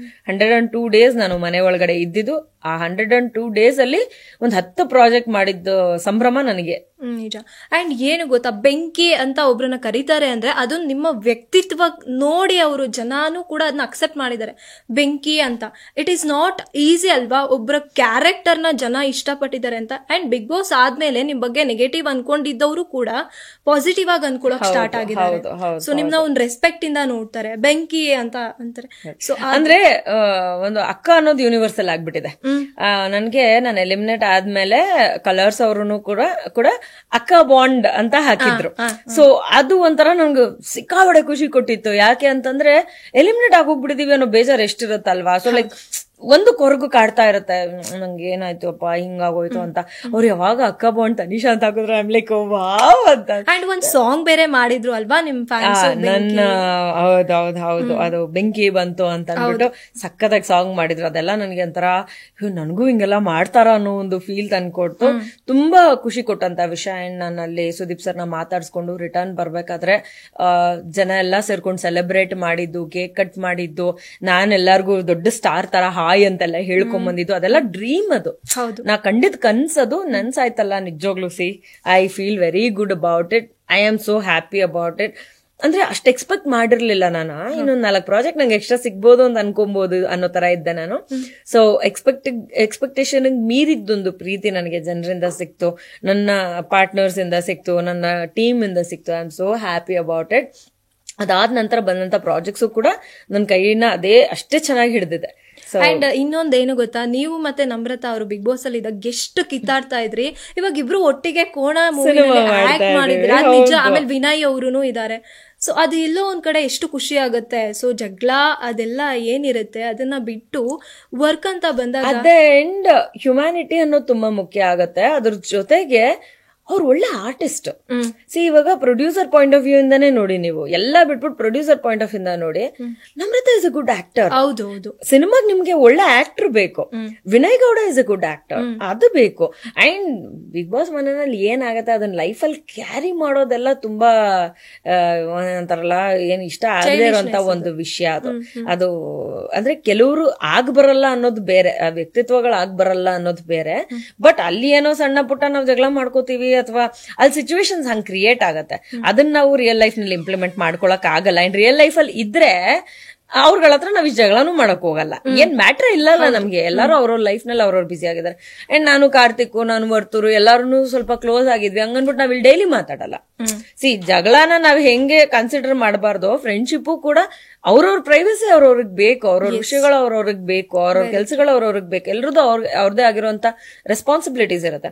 ಸೊ ಕೋಣ ಅಂತ ಬಂದಾಗ ಅಫ್ಕೋರ್ಸ್ ನನ್ನ ಜರ್ನಿನಲ್ಲಿ ಇದ್ದಂತವ್ರನ್ನ ನಾನು ಇನ್ಕ್ಲೂಡ್ ಮಾಡಬೇಕು ಅನ್ನೋದು ನನಗೆ ಎಷ್ಟು ಆಸೆ ಇದೆಯೋ, at the same time they are capable of doing such things. So ಹಾಗಾಗಿ ಅವರನ್ನ ನಾನು ಕನ್ಸಿಡರ್ ಮಾಡ್ಕೊಳ್ಳೋದ್ರಲ್ಲಿ ವರ್ತ್ ಅಂತ ಅನ್ಸಿರೋದು ನನ್ನ ಪಾರ್ಟ್ ನಲ್ಲಿ ಆಸ್ ಅ ಪ್ರೊಡ್ಯೂಸರ್ ಆಲ್ಸೋ. ಆ ಸೆಲ್ಫಿಶ್ನೆಸ್ ಅಂತೂ ಖಂಡಿತವಾಗ್ಲೂ ಇದೆ. ಈಗ ಅವ್ರು ನನ್ನ ಸ್ನೇಹಿತರು ಹೌದು, ನಾನು ಒಂದ್ ಬಾಂಡ್ ಅನ್ನ ನಾನು ಕೆಲವ್ರ ಹತ್ರ ಚೆನ್ನಾಗಿ ಬೆಳೆಸ್ಕೋತೇನೆ, ಕೆಲವ್ರ ಹತ್ರ ಡಿಸ್ಟೆನ್ಸ್ ನಾನು ಚೆನ್ನಾಗಿ ಮೇಂಟೈನ್ ಮಾಡ್ತೀನಿ. ಈ ತರ ಎಲ್ಲ ಇದ್ದಾಗ ಏನಾಗತ್ತೆ, ಮುಂದೆ ನಾವು ನಡ್ಕೊಂಡು ಹೋಗೋದಕ್ಕೆ ಸುಲಭ ಆಗುತ್ತೆ. ಅದ್ರ ಜೊತೆಗೆ ಇವಾಗ ಇವರೆಲ್ಲರೂ ಕೂಡ ನಮ್ ಜೊತೆಯಲ್ಲಿ ನಿಂತು ನಮಗೋಸ್ಕರ ನಾವು ಸಿನಿಮಾ ರಿಲೀಸ್ ಮಾಡ್ತಾ ಇದೀವಿ, ನಮ್ ಜೊತೆನಲ್ಲಿ ನಿಂತ್ಕೊಂಡು ಅವರು ಕೂಡ ನಾವು ಮಾಡಿದೀವಿ ಅಂತ ಅಂದಾಗ ನನಗೂ ಒಂದು ಖುಷಿ. ನಮ್ ಜೊತೆಲಿ ಇದ್ದವ್ರಲ್ವಾ ಇವರು, ನಮ್ ಸೀಸನ್ ಅಲ್ಲಿ ಇದ್ದವ್ರಲ್ವಾ ಇವರು ಅಂತ. ಅದ್ ಬಿಟ್ಟು ಕೂಡ ಬೇರೆ ಸೀಸನ್ ಅಲ್ಲಿ ಇದ್ದವ್ರು ಕೂಡ, ಶಿಶಿರ್ ಆಗಿರ್ಬೋದು, ಮಂಜು ಪಾವಗಡ ಆಗಿರ್ಬೋದು, ಎಷ್ಟೊಂದ್ ಜನ ಇದ್ದಾರೆ. ಮತ್ತೆ ನನ್ನ ತುಂಬಾ ಹಳೆಯ ಫ್ರೆಂಡು ಮುರುಘಾ ಮಾಸ್ಟ್ರು, ಅಂದ್ರೆ ಸಿನಿಮಾಗಿನ್ನ ಕಾಲಿಟ್ಟಿರ್ಲಿಲ್ಲ. ನಾನು ಕಾಲೇಜಲ್ಲಿ ಇದ್ದಾಗ ಕೆಲವೊಂದ್ ಕಡೆ ಡ್ಯಾನ್ಸ್ ಅಂತ ಓಡಾಡ್ತಾ ಇದ್ದೆ, ಅವಾಗ ಸಿಕ್ಕಂತವ್ರು ಮುರುಘಾ ಮಾಸ್ಟ್ರು. ಸೊ ಇವಾಗ ಅಂದ್ರೆ ನಾನು ಅನ್ಕೊಂಡೆ ನಾವ್ ಯಾವಾಗೋ ಡ್ಯಾನ್ಸ್ ಮಾಡ್ದಿದ್ದಂತವ್ರು, ಇವಾಗ ನನಗೆ ಡ್ಯಾನ್ಸ್ ಅನ್ನೋ ಒಂದು ವಿಚಾರ ಬಂದಾಗ ಫಸ್ಟ್ ನೆನಪಾಗೋದೆ ಮುರುಘಾ. ಸೊ ಮುರುಘಾ ನೀನ್ ಮಾಡ್ಕೊಡ್ಬೇಕು, ನಂಗೆ ಏನ್ ಮಾಡ್ತೇನೆ ನಂಗೆ ಗೊತ್ತಿಲ್ಲ ಅನ್ನೋ ತರ. ಕೆಲವ್ರು ನಿಂಗೆ ರೌಡಿಸಮ್ ಮಾಡ್ಕೊಂಡ್ ಕರ್ಕೊಂಡ್ ಬಂದಿದ್ದೀನಿ ನಾನು, ನಂಗೆ ಅವೆಲ್ಲ ಗೊತ್ತಿಲ್ಲ, ನೀನ್ ಮಾಡ್ಬೇಕಷ್ಟೇನೆ ಅಂತ. ಸೊ ಈ ತರ ಮುರುಘಾ ಮಾಸ್ಟ್ರು ಬಂದಿದ್ದಾರೆ. ಹಾಗೆ Sharan sir song, Sharan sir very old friend ಗೊತ್ತಾ. ನಾವು ಫಸ್ಟ್ ಪಾರಿಜಾತ ಮಾಡಿದಾಗ ಪರಿಚಯ ಆದಂತವ್ರು. ಅವರು ನಮಗೋಸ್ಕರ ಹಾಡಿದ್ದಾರೆ, ತುಂಬಾ ಚೆನ್ನಾಗಿ ಮೂಡ್ ಬಂದಿದೆ. ಸಾಂಗ್ ರಿಲೀಸ್ ಕೂಡ ಆಗಿದೆ, ದಯವಿಟ್ಟು ನೀವು ನೋಡಿ, ಒಂದೆಲ್ಲ ರೀಲ್ಸ್ ಎಲ್ಲ ಮಾಡಿ ನೀವು. Okay sure. And Nagendra Prasad sir ಕೂಡ ಅಷ್ಟೇ, ಅವರು ಡೆಡಿಕೇಶನ್ ತಗೊಂಡು ನಮ್ ಸಾಂಗ್ ಬರ್ಕೊಟ್ಟಿದ್ದಾರೆ. ಅಂಡ್ ಸೀರಿಯಸ್ಲಿ ಇದು ಹೇಳಬೇಕು, ಟ್ರೈಲರ್ ನೋಡಿದಾಗ ಗೂಸ್ ಬಂಪ್ಸ್ ಬಂತು ನನ್ಗೆ. ಅಂಡ್ ಸೀರಿಯಸ್ಲಿ ಏನು ಗೊತ್ತಾ, ಟ್ರೈಲರು ಬೆಂಕಿ ಆಗಿದೆ ಅಂಡ್ ನೀವು ಬೆಂಕಿ, ಟ್ರೈಲರ್ ಅಲ್ಲೂ ಬೆಂಕಿ ಇದೆ. ಹೌದು, ಅದೊಂಥರ ನನಗೂ ಬೆಂಕಿಗೂ ಇರುವಂತಹ ನಂಟು ಅಂತ ಕಾಣಿಸುತ್ತೆ.